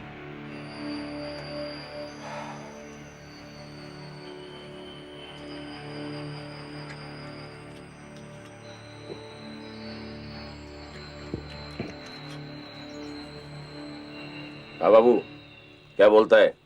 एकदम पका हुआ अंगूर है, उम्र 20 की, दाम 3000। और ये तो दिमाग से खिसकाली लगती है यार। और नहीं यार कोई और दिखा भाई। कंजर तो पागल कर देगा मुझे, रोज रोज भूखे पेट इधर उधर घुमाए फिरता है। एक ग्राहक नहीं फंसता मुझ झोंसे से। जादी दिया मुंह छेद दूंगा ना तेरा। हाँ बाबू, लेने देने की बात कर। पहली बार आया, सौदा ठहरा कर भेजूंगा। वो नहीं यार, 2000 से ऊपर एक भी दाम नहीं। देख भाई, ना इसकी ना तेरी, 2300 में सौदा फिक्स कर और 200 मेरे। अरे बहुत घुमा लिया अच्छा मैंने। लेकिन दिमाग तो ठीक ठाक है इसका, वहां जाकर बिदकेगी तो नहीं? अरे ऐसे कैसे बिदक जाएगी बाबू, रोज का धंधा है। आगरा तक टैक्सी कर ले, और हाँ टैक्सी का भाड़ा तेरी जेब का होगा, मैं भी टहलाता हूँ। आधे पैसे एडवांस देने होंगे, तो गड़बड़ होगी तो पैसे वापस, और हाँ माल तेरे एड्रेस पे सप्लाई हो जाएगा। ये ले एडवांस, वो बाकी बम्बई पहुंचने पे। वो नाम क्या है इसका? नाम?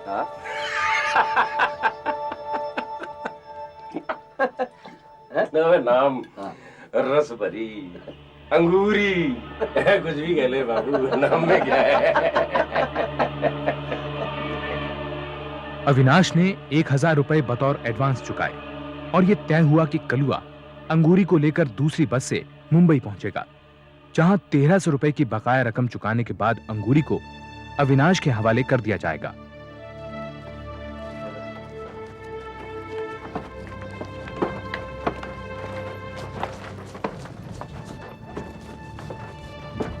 हिसाब बराबर। मैं चलता। कजरी एक मुस्कान के साथ मुंबई की जमीन पर थी, इस बात से बेखबर कि स्याह रात का अंधेरा और भी गहराएगा।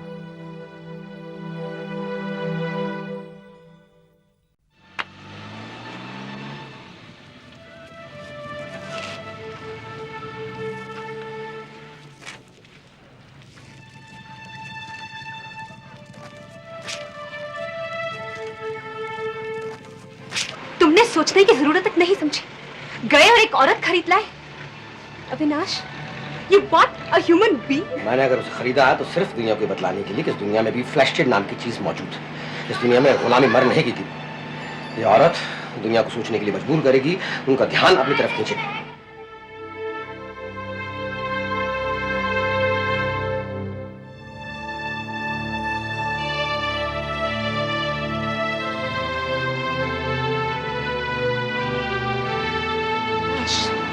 तुम पिछले कितने महीनों से इस काम में इन्वॉल्व थे, हाँ। और तुमने मुझे बताया तक नहीं।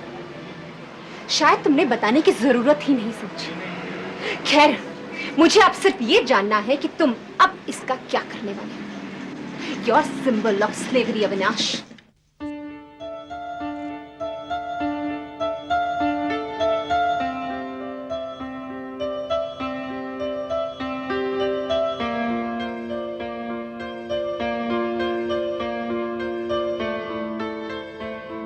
मैं उसे वापस वहां पर छोड़कर तो आने वाला नहीं दीपा, समझ गई? I'll do some arrangements to rehabilitate her. Rehabilitate? या ये नेताओं की भाषा में तुम किससे बात कर रहे हो? दीपा, मुझे सिर्फ ये पता करना है कि तुम इसका अब क्या करने वाले हो। Please I'm tired, Deepa. ये आज रात कहाँ रहेगी? ये यहाँ नहीं रहेगी अविनाश। दीपा,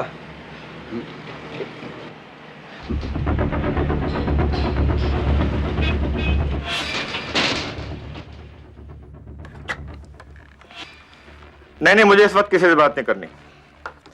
अच्छा अविनाश, ये बताओ कि वो औरत कोर्ट और प्रेस के सामने अपना इंटरव्यू तो दे पाएगी ना? बॉस मैं ठीक से बोल नहीं सकता क्योंकि उसमें क्या क्या मतलब? क्या ठीक से नहीं बोल सकते? यही कि वो अपने आप को ढंग से एक्सप्रेस कर पाएगी कि नहीं। तुम्हारा क्या मतलब है? अगर वो अपने आप को ढंग से एक्सप्रेस नहीं कर पाएगी तो फिर क्या कह पाएगी? तो सफर क्या पड़ता है, सारा किस्सा मैं सुना दूंगा। नहीं नहीं नहीं नहीं, ऐसे काम नहीं चलता। यूपी, मध्य प्रदेश, राजस्थान में तीनों जगह अपने पिटीशन जमा करा चुका हूँ। तुम इसको इतने लाइटली नहीं ले सकते। बॉस उसका अपने कोर्ट में कागजात जमा करने से पहले तुम्हें मुझे यकीन दिलाना होगा कि वो औरत, क्या नाम उसका? अंगूरी। अंगूरी अपनी पूरी बात पूरी राजस्थान साफ साफ सबको बताए। अविनाश, यहाँ इज्जत दांव पे लगी है और तुम ऐसी बातें कर रहे हो। अगर तुम उस औरत से बातें उगलवाने में तुम्हें कुछ दिक्कत हो रही है तो अनोहिता को कोशिश करने दो। Boss this my story. हो सकता है वो औरत दूसरी औरत के सामने खुलकर बात कर सके।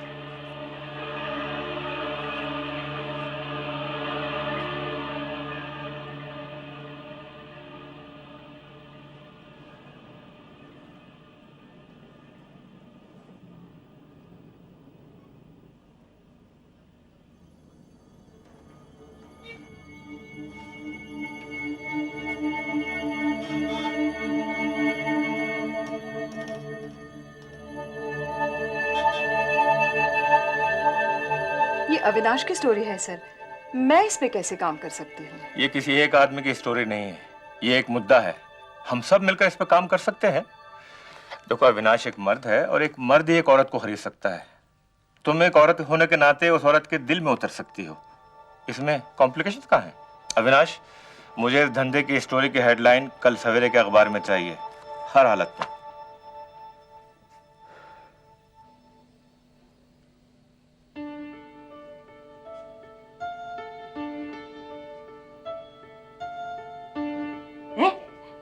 तुझे कितने में खरीद के लाया था ये?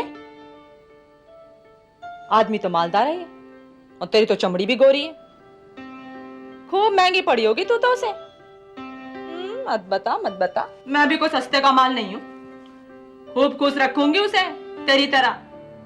क्या पता उसे मेरे ही झसका लग जाए तो? अंगूरी, मेरा उससे ब्याह हुआ है, वो मेरा पति है। चल चल, फिर उसने मुझ पे इतना नोट क्यों मारे? बात करती है।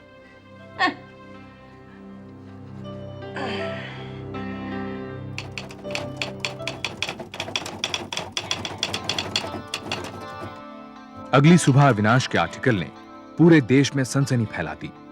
राष्ट्रीय और अंतर्राष्ट्रीय मीडिया ने अंगूरी की इस कहानी पर अपनी आंखें गड़ा दी। अविनाश वाचस्पति रातों रात एक हस्ती बन गया। मध्य प्रदेश सरकार ने उसके खिलाफ गिरफ्तारी के आदेश जारी कर दिए और उस पर एक औरत को खरीदने के इल्जाम में एक केस दर्ज किया गया। पचौरी की अपील पर सुप्रीम कोर्ट ने अविनाश की गिरफ्तारी को रद्द कर दिया। इधर लीगल प्रॉब्लम से बचने के लिए अविनाश ने अंगूरी को कल्याणी नाम के एक निजी अनाथालय में भर्ती कर दिया।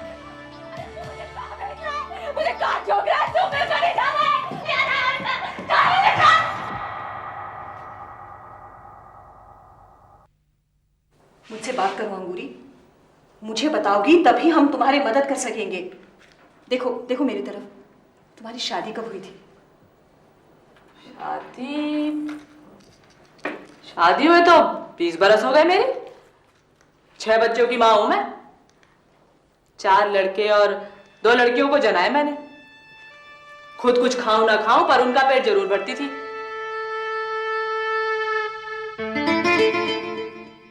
चुनिया, आजा बेटी, खाना बन गया है। नहीं माँ, मैं अभी चूल्हा झूल रही हूँ ना।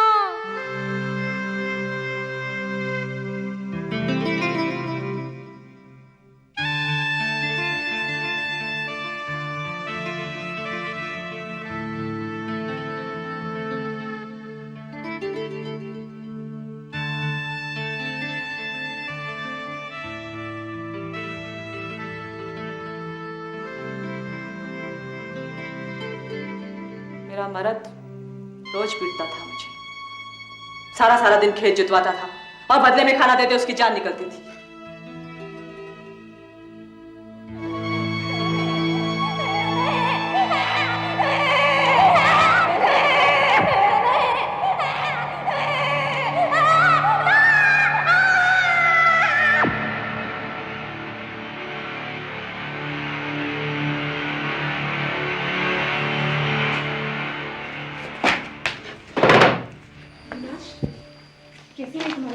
अरे ये साले फॉरेन जर्नलिस्ट, ये समझते क्या है अपने आप को?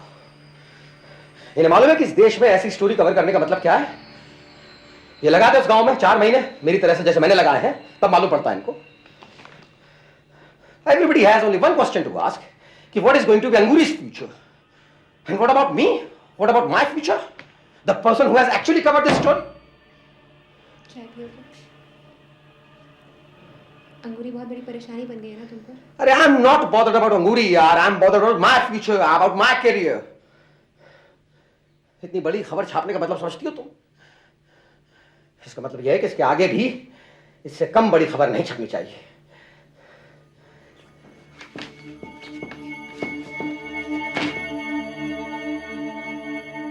तुम्हारे बच्चों का क्या हुआ?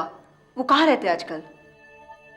बच्ची, हाँ, जब मैं बच्ची थी ना तो मेरी अम्मा बहुत नेक बातें सिखाती थी मुझे। कहती थी धो पोंछ के महादेव जी के आगे हाथ जोड़, फिर खाने को हाथ लगा। बहुत बहुत ऊंची जात वाली थी मेरी अम्मा, कोई ऐली गली नहीं थी, ब्राह्मण थी, ब्राह्मण। माँ की सिखाई हुई पूजा अभी भी करती हो क्या? तो उस पुजारी को ही कहा आता था पूजा करना, वो तो खरीद के ले आया था मुझे। तुम्हें मंडी में किसने बेचा? तुम्हारे पति ने? है? ये किसका पति? ये तेरा दिमाग फिर गया है क्या? शादी तो हो ले फिर तो आएगा पति। मेरा मत तो ये है, ये जो मुझे मोल लेकर आया है, ये अपना बड़े मकान वाला, क्या समझ रही? सर, हमने स्टोरी नहीं मुसीबत मोल ली है। कभी कुछ कहती है तो कभी कुछ। कोई चीज उसके साथ 10 साल पहले हुई है या 10 दिन पहले, उसे किसी बात का कोई अंदाजा नहीं है। बस अड्डे और स्टेशन पे आपको 36 ऐसे मिल जाएगी। उसकी ये उल-जुल बातें ही तो तुम्हारी स्टोरी है, ताकि दुनिया को पता तो लगे जितना वो सोचते हैं अंगूरी की ट्रेजेडी उससे कहीं ज्यादा दर्दनाक है।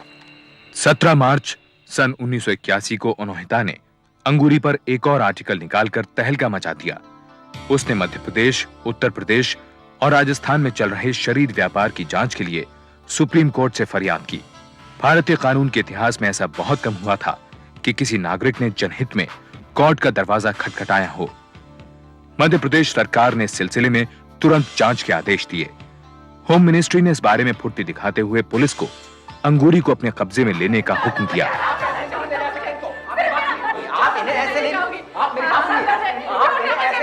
इस दौरान राष्ट्रीय टाइम्स के वकील विक्रमादित्य चंद्रा ने सुप्रीम कोर्ट में तुरंत अर्जी दाखिल करके ये मांग की कि राष्ट्रीय टाइम्स लड़कियों के व्यापार पर नजर रखे हुए है और अंगूरी, जो इस केस का खास सबूत है, उसे कल्याणी अनाथालय से कहीं और न ले जाया जाए। ऑर्डर आने वाला है। ऑर्डर आएगा तब देखूंगा मैं। मेरे पास अभी यही ऑर्डर है, उनको लेके जाना मुझे। आप मेरी बात सुनिए प्लीज। घंटे भर के अंदर पचौरी को स्टे ऑर्डर मिल गया, जिसमें यह आदेश भी था कि अंगूरी को राष्ट्रीय टाइम्स की टीम के अलावा किसी और से न मिलने दिया जाए। रिमांड होम में 3 घंटे बिताने के बाद अंगूरी को वापस कल्याणी अनाथालय ले आया गया। अंगूरी को बंदरिया समझ के रखा है क्या? इधर से उधर नचा रहे हो? क्या ठीक है ये? बाल बाल क्या ठीक है ये? बाल राष्ट्रीय टाइम्स के वकील विक्रमादित्य चंद्रा ने इस मामले की सुनवाई जल्द से जल्द शुरू करने की ये कहते हुए अपील की कि अगर इस मामले में जरा भी देर हो जाती है तो पुलिस उसका फायदा उठाकर अंगूरी को अपने कब्जे में ले सकती है और लड़कियों के इस व्यापार को झुठलाने के लिए उसके दिमाग को अपने तरीकों से बदल सकती है। योर लॉर्डशिप, आर्टिकल 51A के हिसाब से किसी भी अन्याय की तरफ सरकार का ध्यान खींचना नागरिकों का एक फंडामेंटल राइट है। With due respect your lordship, court इस तरह के मामलों में दखल नहीं दे सकती, लिहाजा ऐसे मामलों को एडमिनिस्ट्रेशन पर छोड़ दिया जाना चाहिए। योर लॉर्डशिप, इतने बड़े स्केल पर इस तरह का बिजनेस सिर्फ पुलिस और एडमिनिस्ट्रेशन की मिली भगत और उनकी शह पर ही किया जा सकता है। योर लॉर्डशिप, अखबार की खबरें खुद कहती हैं कि कई महीनों के बाद अविनाश वाचस्पति लगभग 10 अटेम्प्ट्स के बाद इस औरत को खरीद पाए। अगर इस बात को सच भी मान लिया जाए तब भी एक आइसोलेटेड किस्म का केस है। यह खबर बहुत ही आम है और इसमें कोई गवाह भी नहीं है मिलॉर्ड। अंगूरी तो अपने आप में एक बहुत बड़ा गवाह है योर लॉर्डशिप। और इनफैक्ट उसे देखकर इस बात का एहसास होता है कि मेंटल ब्रेकडाउन के कगार पर खड़ी इन औरतों को किस बेरहमी से खरीदा और बेचा जाता है। इसमें पूरी पूरी हिंसा है। योर लॉर्डशिप, सवाल यह उठता है कि जिस मामले को इतना तूल दिया जा रहा है उसका इकलौता गवाह है कौन? मानसिक रूप से तबाह एक औरत। सुप्रीम कोर्ट ने उत्तर प्रदेश और राजस्थान की सरकारों से जल्द अपनी रिपोर्ट पेश करने को कहा और अंगूरी की दिमागी हालत का पता लगाने के लिए एक साइकियाट्रिस्ट की नियुक्ति की गई। तुम्हारा नाम अंगूरी है? मैं तुझे क्या जानूं? पहले इन हरामजादों को बोल खाल में आने को। तेरे को पता है मेरी चप्पल छुपा दे तेरे आड़ के भाई। अरे तुम्हारी माँ को तो कसाई उठा के ले जाएंगे। अंगूरी बैठो।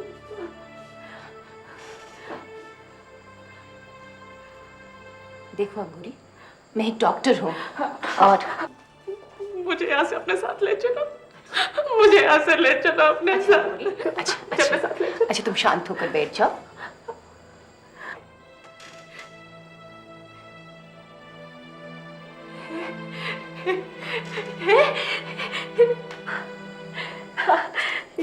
तूने देख कितनी अच्छी साड़ी पहनी है। मुझे देख क्या पहना है, देख। और पेट भर के खाने को भी नहीं देते। हरामजादों के पेट से कुछ बचे तो मुझे मिले ना। कंजर कहीं के। क्यों? तुम भी तो अच्छी धोती पहने रखी हो, हाँ? और खाना भी अच्छा ही मिलता है ना अंगूरी? ये क्या अंगूरी लगा रखा है? हाँ, मेरा नाम अंगूरी नहीं है। हाँ? साइकियाट्रिस्ट ने अपनी रिपोर्ट में कहा कि अंगूरी एक दिमागी मरीज है और वो अकेले रहने की हालत में नहीं है।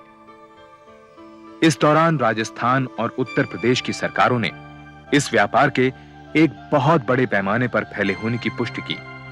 सभी इलाकों में छापे मारे गए और इस व्यापार में लिप्त बहुत से दलालों को गिरफ्तार किया गया।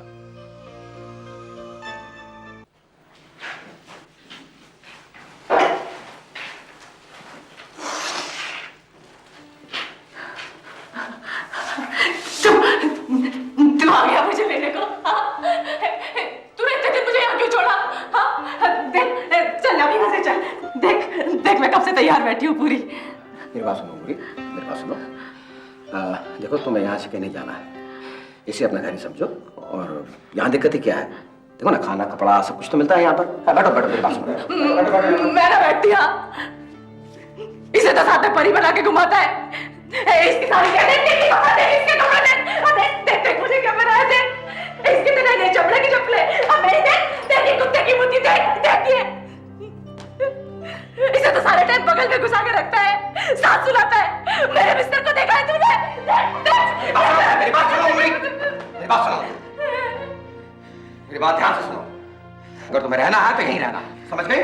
हम तुम्हें अपने साथ अपने घर नहीं ले जा रहे, ठीक?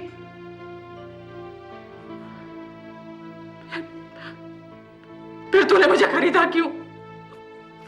इतने नोट क्यों बेकार है मुझ पे? अरे मुझे वापस करके तेरी रकम ना लौटेगी अब। देख मुझे अपने संग ले चल। मुझे यहाँ मत ही रख, अपने संग ले चला, अपने संग ले चल। मुझे अपने संग ले चल। सुन मुझे अपने संग ले चल। सुन मेरी बात सुन।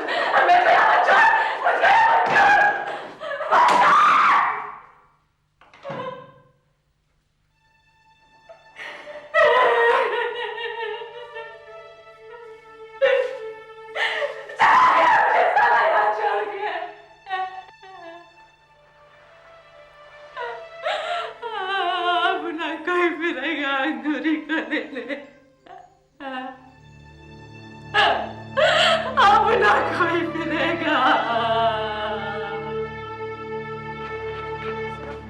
देखो मैंने सोच लिया है कि हम उसे अपने साथ घर ले चलेंगे।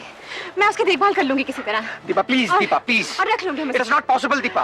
राष्ट्रीय टाइम्स के साथ मिलकर पचौरी ने अंगूरी को रिहेबिलिटेट करने के लिए एक फंड की शुरुआत की। अविनाश को इसका ट्रस्टी बनाया गया, लेकिन अंगूरी ऐसा कोई भी पता नहीं दे पा रही थी जहां उसे वापस भेजा जा सके। इसी वजह से उसको बसाना एक बड़ा सवाल बन गया। अविनाश ने उससे मिलना बंद कर दिया। उधर अनोहिता को अनाथालय से लगातार अंगूरी की शिकायतें मिलती रहती थीं।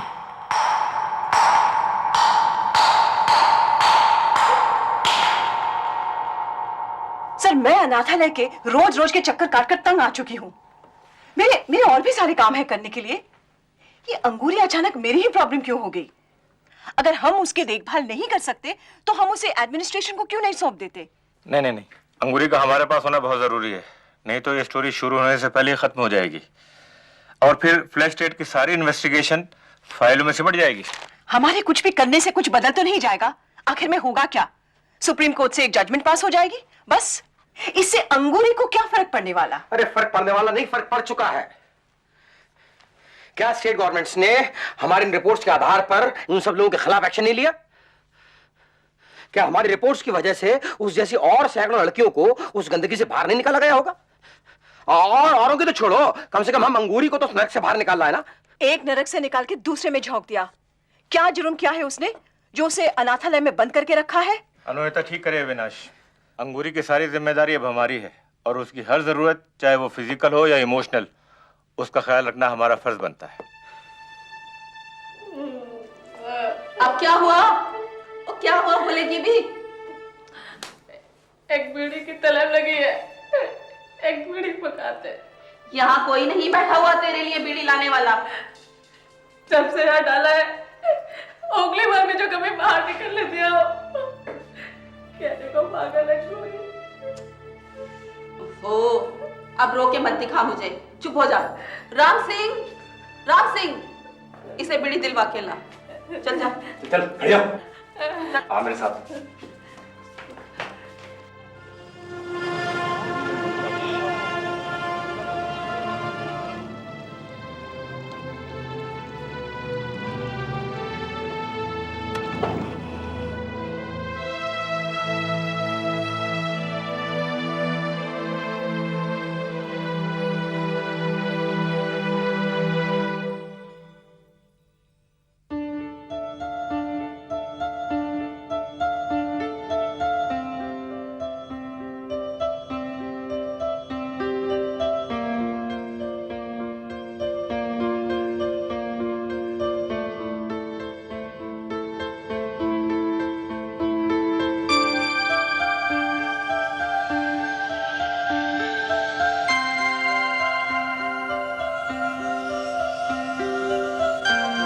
पुलिस ने अंगूरी को ढूंढने के लिए सारे देश में बहुत बड़े स्तर पर खोजबीन शुरू कर दी, लेकिन अंगूरी का कहीं पता न चला।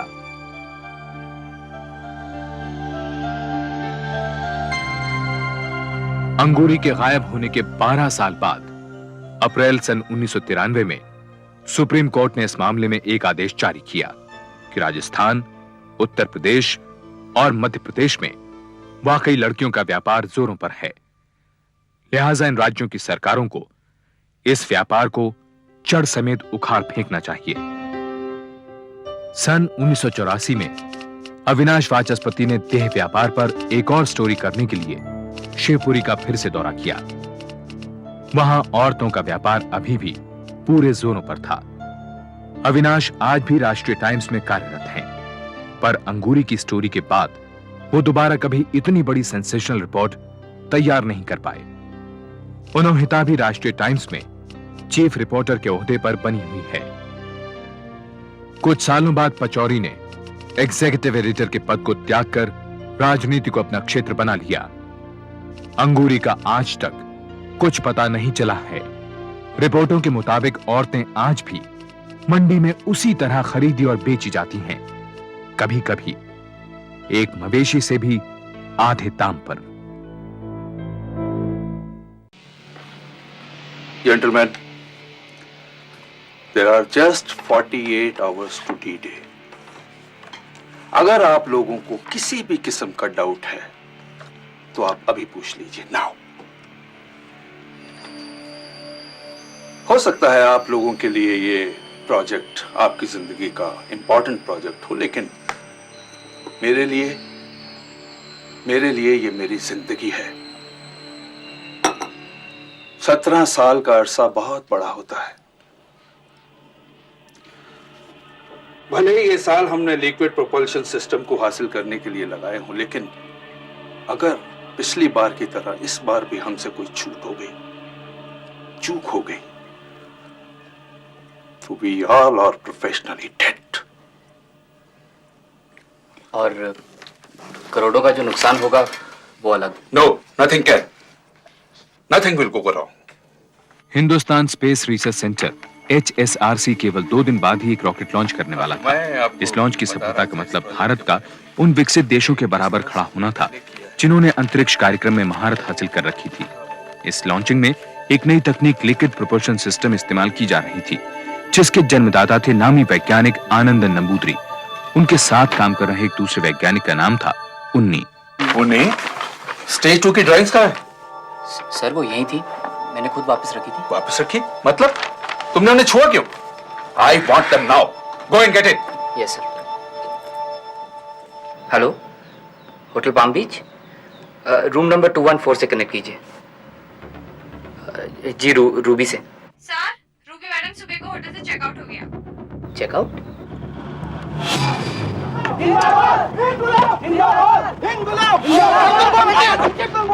वापिस जाओ, आज ऑफिस बंद है। इनको बोलो मेरी फ्लाइट मिस हो जाएगी। एडी माना में केरला माना बंद मतलब बंद, गाड़ी आगे नहीं जाएगी। देखिए देखिए, मेरा आज जाना बहुत जरूरी है। वापस चले जाओ, वापस चले जाओ। For God's sake, please let me go. जाने दीजिए। अरे क्या कर रहे हैं आप? प्लीज सुनिए तो सही, आप क्यों पीछे ले रहे हैं गाड़ी को? मैडम गाड़ी आगे नहीं जाएगी।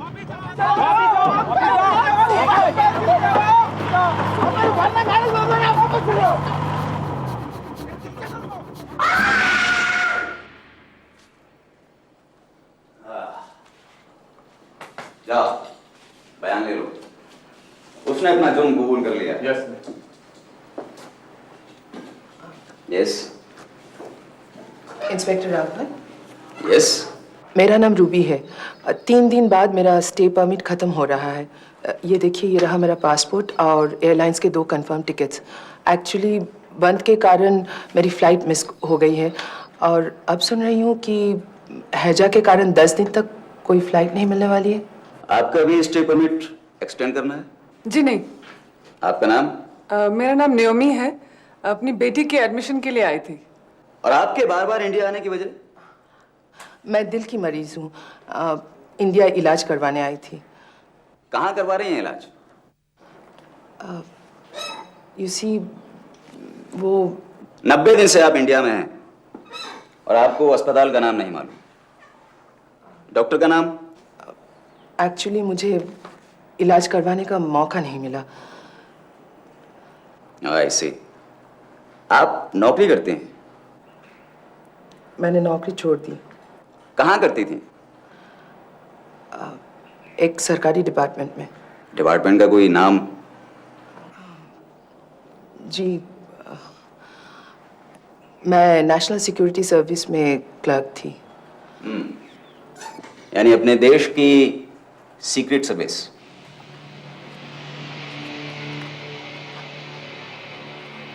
आप तलाकशुदा भी हैं? लेकिन सुबह आप अपना पासपोर्ट और वीजा छोड़ गए। एक्सटेंशन कब तक मिल जाएगा? ये तो आपके कॉपरेशन पर है। आप कॉपरेट करेंगे तो जब चाहेंगे मिल जाएगा।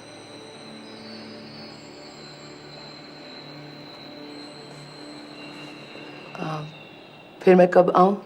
आपको आने की तकलीफ नहीं करनी पड़ेगी, मैं खुद आ जाऊंगा। कहाँ रहते हैं आप? पाम बीच।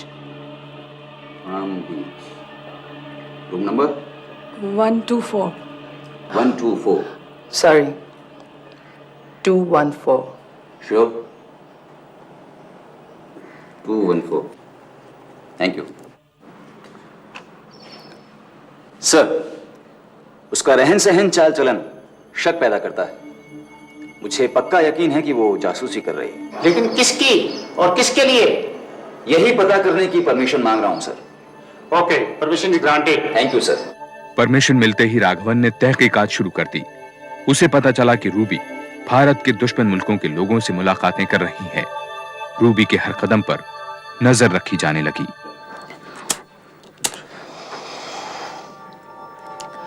उन्हीं वो बार बार फोन करता है, मिलने आता है।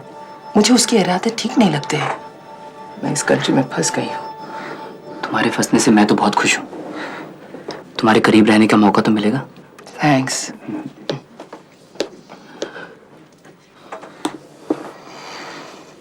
Thank you. राघवन के कारण मैं नाओमी को अपने कमरे में शिफ्ट करवा रही हूँ। तुम्हारे चाहने वालों की लिस्ट में इंस्पेक्टर राघवन भी शामिल हो गया क्या? उन्नी, this is not a matter of joke. हंसी में मत डालो। देखो, तुम्हारी बीबी डॉक्टर है ना, अगर वो मुझे एक मेडिकल सर्टिफिकेट बना दे कि वो मेरा इलाज कर रही है, तो फिर मैं राघवन और इस कंट्री से बच सकती हूँ। हो जाएगा रूबी, हो जाएगा। कब? जब मैं पूरी तरह फंस जाऊंगी तब। देखो रूबी, मैं तुम्हारी बात समझ गया हूँ। मैं विजया से बात करता हूँ और तुम्हें फोन करूंगा। प्रॉमिस? प्रॉमिस।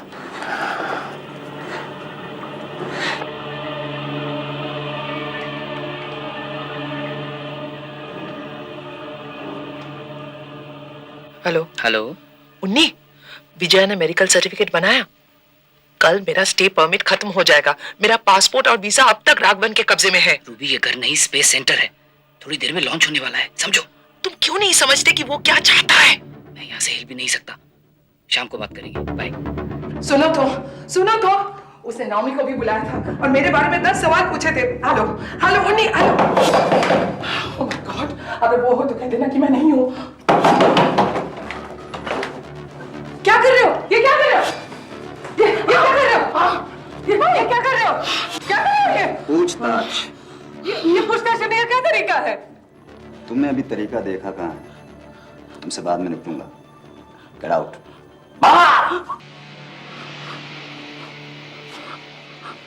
उन्हीं से लॉन्च के बारे में क्या बातें हैं? What the hell are you talking about? क्या बक रहे हो? उन कैंडल नाइट डिनर में क्या बातें होती थी? क्या बकवास है? भारत के स्पेस प्रोग्राम के बारे में उन्हीं से तुमने क्या पता किया और उसने क्या बताया? Listen, इंस्पेक्टर, मैं आपको कई बार बता चुकी हूँ कि मैं दिल की मरीज हूँ और मैंने उन्हीं से अपने इलाज के लिए हेल्प मांगी थी। उन्हीं डॉक्टर नहीं है, साइंटिस्ट है, और तुम उसके साथ किसी अस्पताल नहीं गई। तो क्या होटल के कमरे में वो तुम्हारा इलाज कर रहा था? लेकिन उसकी बीवी डॉक्टर है। कोई सबूत कि वो तुम्हारा इलाज कर रही है? कोई प्रेस्क्रिप्शन, कोई सर्टिफिकेट? उन्हीं के अलावा किस किस साइंटिस्ट को जानती हो? किसी को नहीं। नहीं, छोड़ दो उसे। दे, डायरी वापस कर दें। Master, how dare you touch me? तेरी हिम्मत कैसी हुई? डायरी वापस कर, डायरी वापस कर, वापस कर। Shut up! उन्हीं जैसे स्पेस साइंटिस्ट तुझे अच्छे लगते हैं, दूसरे मर्द नहीं।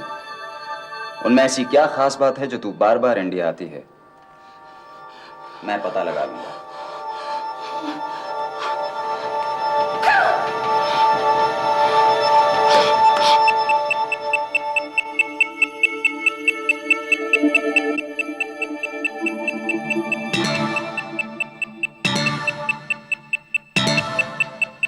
Ten, 9, 8, 7, 6, 5, 4, 3, 2, 1. Ignition on. 0. Overall health fine. Yeah! Congratulations, Dr. Anand. Congratulations. Sir, Prime Minister's office. Okay. Unni, you've done it. Yes. HSRC Director Dhawan speaking. Oh, yes, sir. Thank you, sir.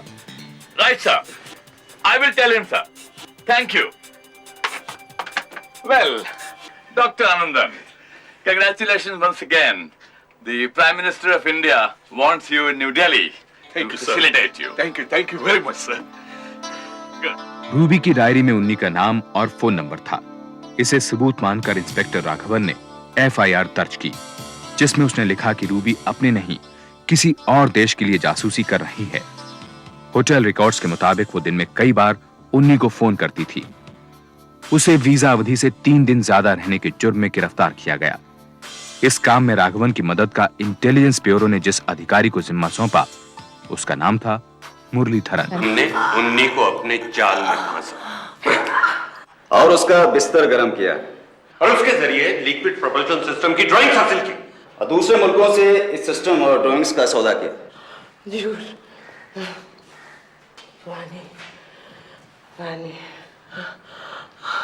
बैठने दो, बैठने दो।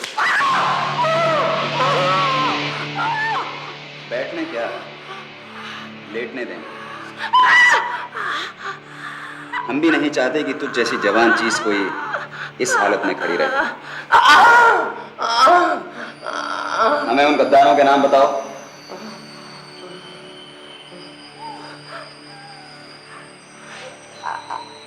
India क्यों आती है? इतने dollars कहां से आए तेरे पास? बेवड़ची।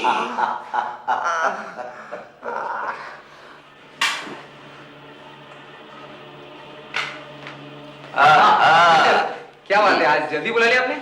कुछ धमाकेदार खबर है क्या? Well, see?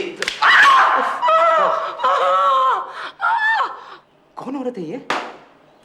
ऐसे टॉर्चर क्यों? तो क्या जासूस को सांबर वड़ा खिलाऊं? जासूस? मतलब स्पाई? कुछ मसाला है क्या? यार स्पेस सीक्रेट्स हों और हमारे दुश्मन मुल्क उसमें शामिल हों। मेरे पास इस बात के सबूत हैं कि हमारे स्पेस सीक्रेट्स दूसरे मुल्कों तक पहुंचाए गए हैं। लेकिन यह खबर मैं अभी लीक नहीं होने दूंगा। क्या बोल रहे हो बॉस? कुछ सोचो। ऐसे हेडलाइन से तो धमाका होगा, धमाका। और फिर हम दोनों मिलके काम करें तो केरल पुलिस का भी नाम होगा। क्यों? जरूर होगा। अगली सुबह 5000 से भी कम सर्कुलेशन वाले लोकल अखबार ध्वनि की हेडलाइन थी, एक जासूस गिरफ्तार। खबर में HSRC के कुछ वैज्ञानिकों के इस साजिश में शामिल होने का भी आरोप लगाया गया। हालांकि किसी का नाम नहीं दिया गया था। उस दिन अखबार की सभी कॉपियां बिक गईं।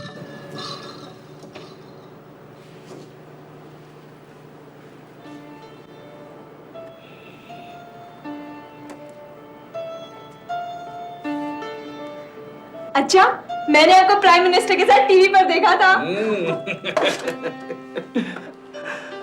उन्नी, मैंने एयरपोर्ट पर ध्वनि पढ़ा। तुमने पढ़ा क्या? ये वाहियात खबर किसने दिया?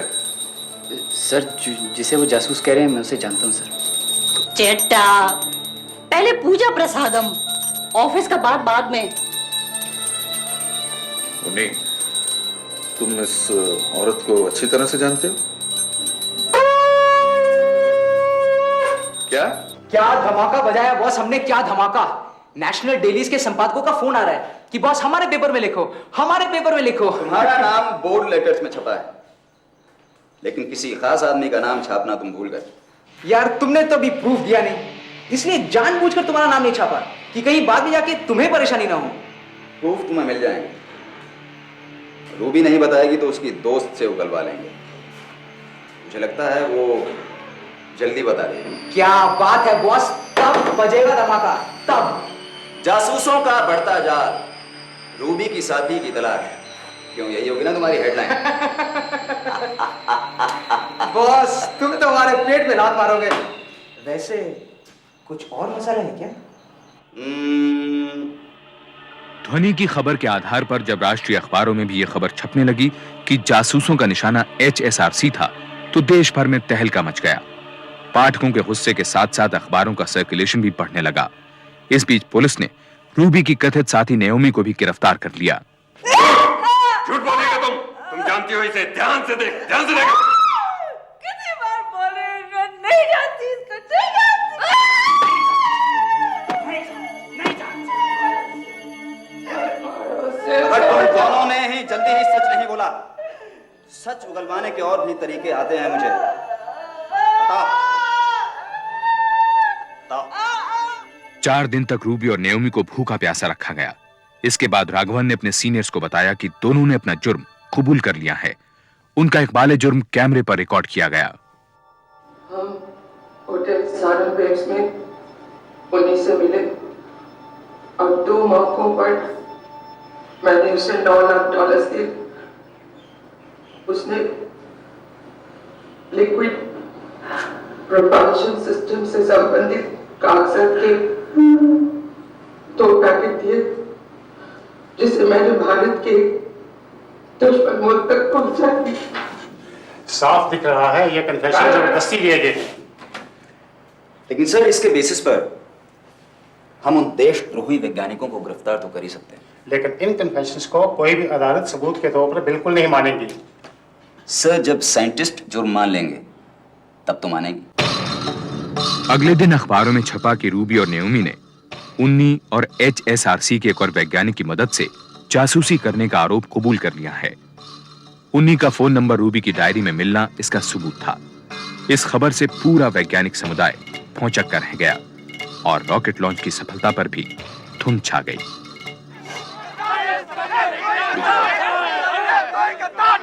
सॉरी, कितनी बार हम बहस कर चुके हैं।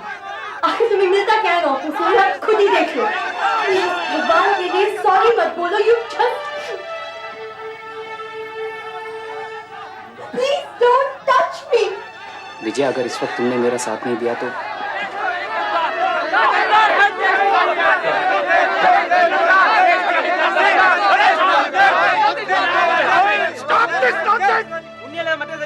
हमारे दुश्मनी ड्राइंग्स का फायदा उठाएगा तो क्या? आपके हिसाब से उन्होंने एक क्या? जिन लोगों को ये नहीं पता कि ड्राइंग और टेक्नोलॉजी में फर्क क्या है, वो इस बारे में लिख रहे हैं। Stop it, idiots! आप उन्हीं को क्यों बचा रहे हैं? आप उन्हीं को बचा रहे हैं? You just shut up and get lost.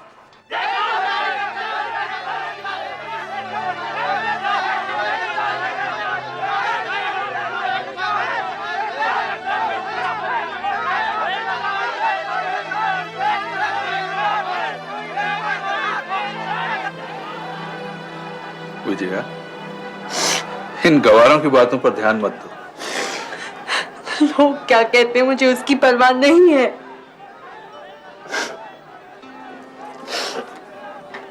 Well, I have some bad news for you. उन्हीं का अहमदाबाद में ट्रांसफर हो गया है। सर, तो डायरेक्टर साहब भी यही समझते हैं कि मैंने उन्हीं, बेहतर यही है कि तुम इस चक्कर से दूर रहो। उन्नी के अहमदाबाद पहुंचने के दूसरे ही दिन ऑफिशियल सीक्रेट्स एक्ट के तहत राघवन उसे गिरफ्तार करके वापस त्रिवेंद्रम ले आया। मारो, मारो, तुम और कर भी क्या सकते हो? हम और भी बहुत कुछ कर सकते हैं उन्नी। अगर तुमने हमें यह नहीं बताया कि आनंदन इसमें किस तरह से इन्वॉल्व था। आनंदन उन 2 औरतों को जानते तक भी नहीं, उनको तुम इसमें क्यों घसीट रहे हो? तुम जैसे 2 कौड़ी के आदमी के पास इतनी महत्वपूर्ण इंफॉर्मेशन हो ही नहीं सकती कि कोई अपना पैसा लगाए। गिरफ्तारी के बाद उन्नी को HSRC से सस्पेंड कर दिया गया। सबूतों के लिए जब उसके घर की तलाशी ली जा रही थी, तब उसके घर के बाहर गुस्से से भरी भीड़ पड़ रही थी, जिनकी नजर में वो एक देशद्रोही था। ये क्या कर रहे हो? हेलो हेलो, विजया बेटे। Hello sir. बेटे, ये आवाजें कैसी आ रही हैं पीछे से? क्या कर रहे हो? Hello, hello, hello. मैं कुछ नहीं जानता, मुझे कुछ नहीं पता। पहचाना? ये स्पेस सेंटर के पेपर्स हैं, तुम्हारे घर से मिले हैं। मैंने ये पेपर्स कभी नहीं देखे। तुमने तो आज का न्यूज़पेपर भी नहीं देखा होगा। लो, मैं तुम्हारे लिए पढ़ देता हूं। मॉब अटैक उन्नीस हाउस, वाइफ इंजर्ड। बेचारी, इसकी गलतियों की सजा इसकी बीवी भुगत रही है। क्या तुम्हारे और रूबी के बारे में तुम्हारी बीवी को पता है? पूछो, क्या जानना चाहते हो? हाँ, आनंदन भी इस साजिश में शामिल है। जो हमने उन्हीं से पैसे के बदले में कागज लिए। आनंदन भी वहां मौजूद था। उन्नी की गिरफ्तारी के एक हफ्ते बाद केरला पुलिस और इंटेलिजेंस ब्यूरो ने आनंदन को भी गिरफ्तार कर लिया। उस दिन आनंदन का जन्मदिन था। Good morning sir. Morning. Yes, क्या है ये? Arrest warrant?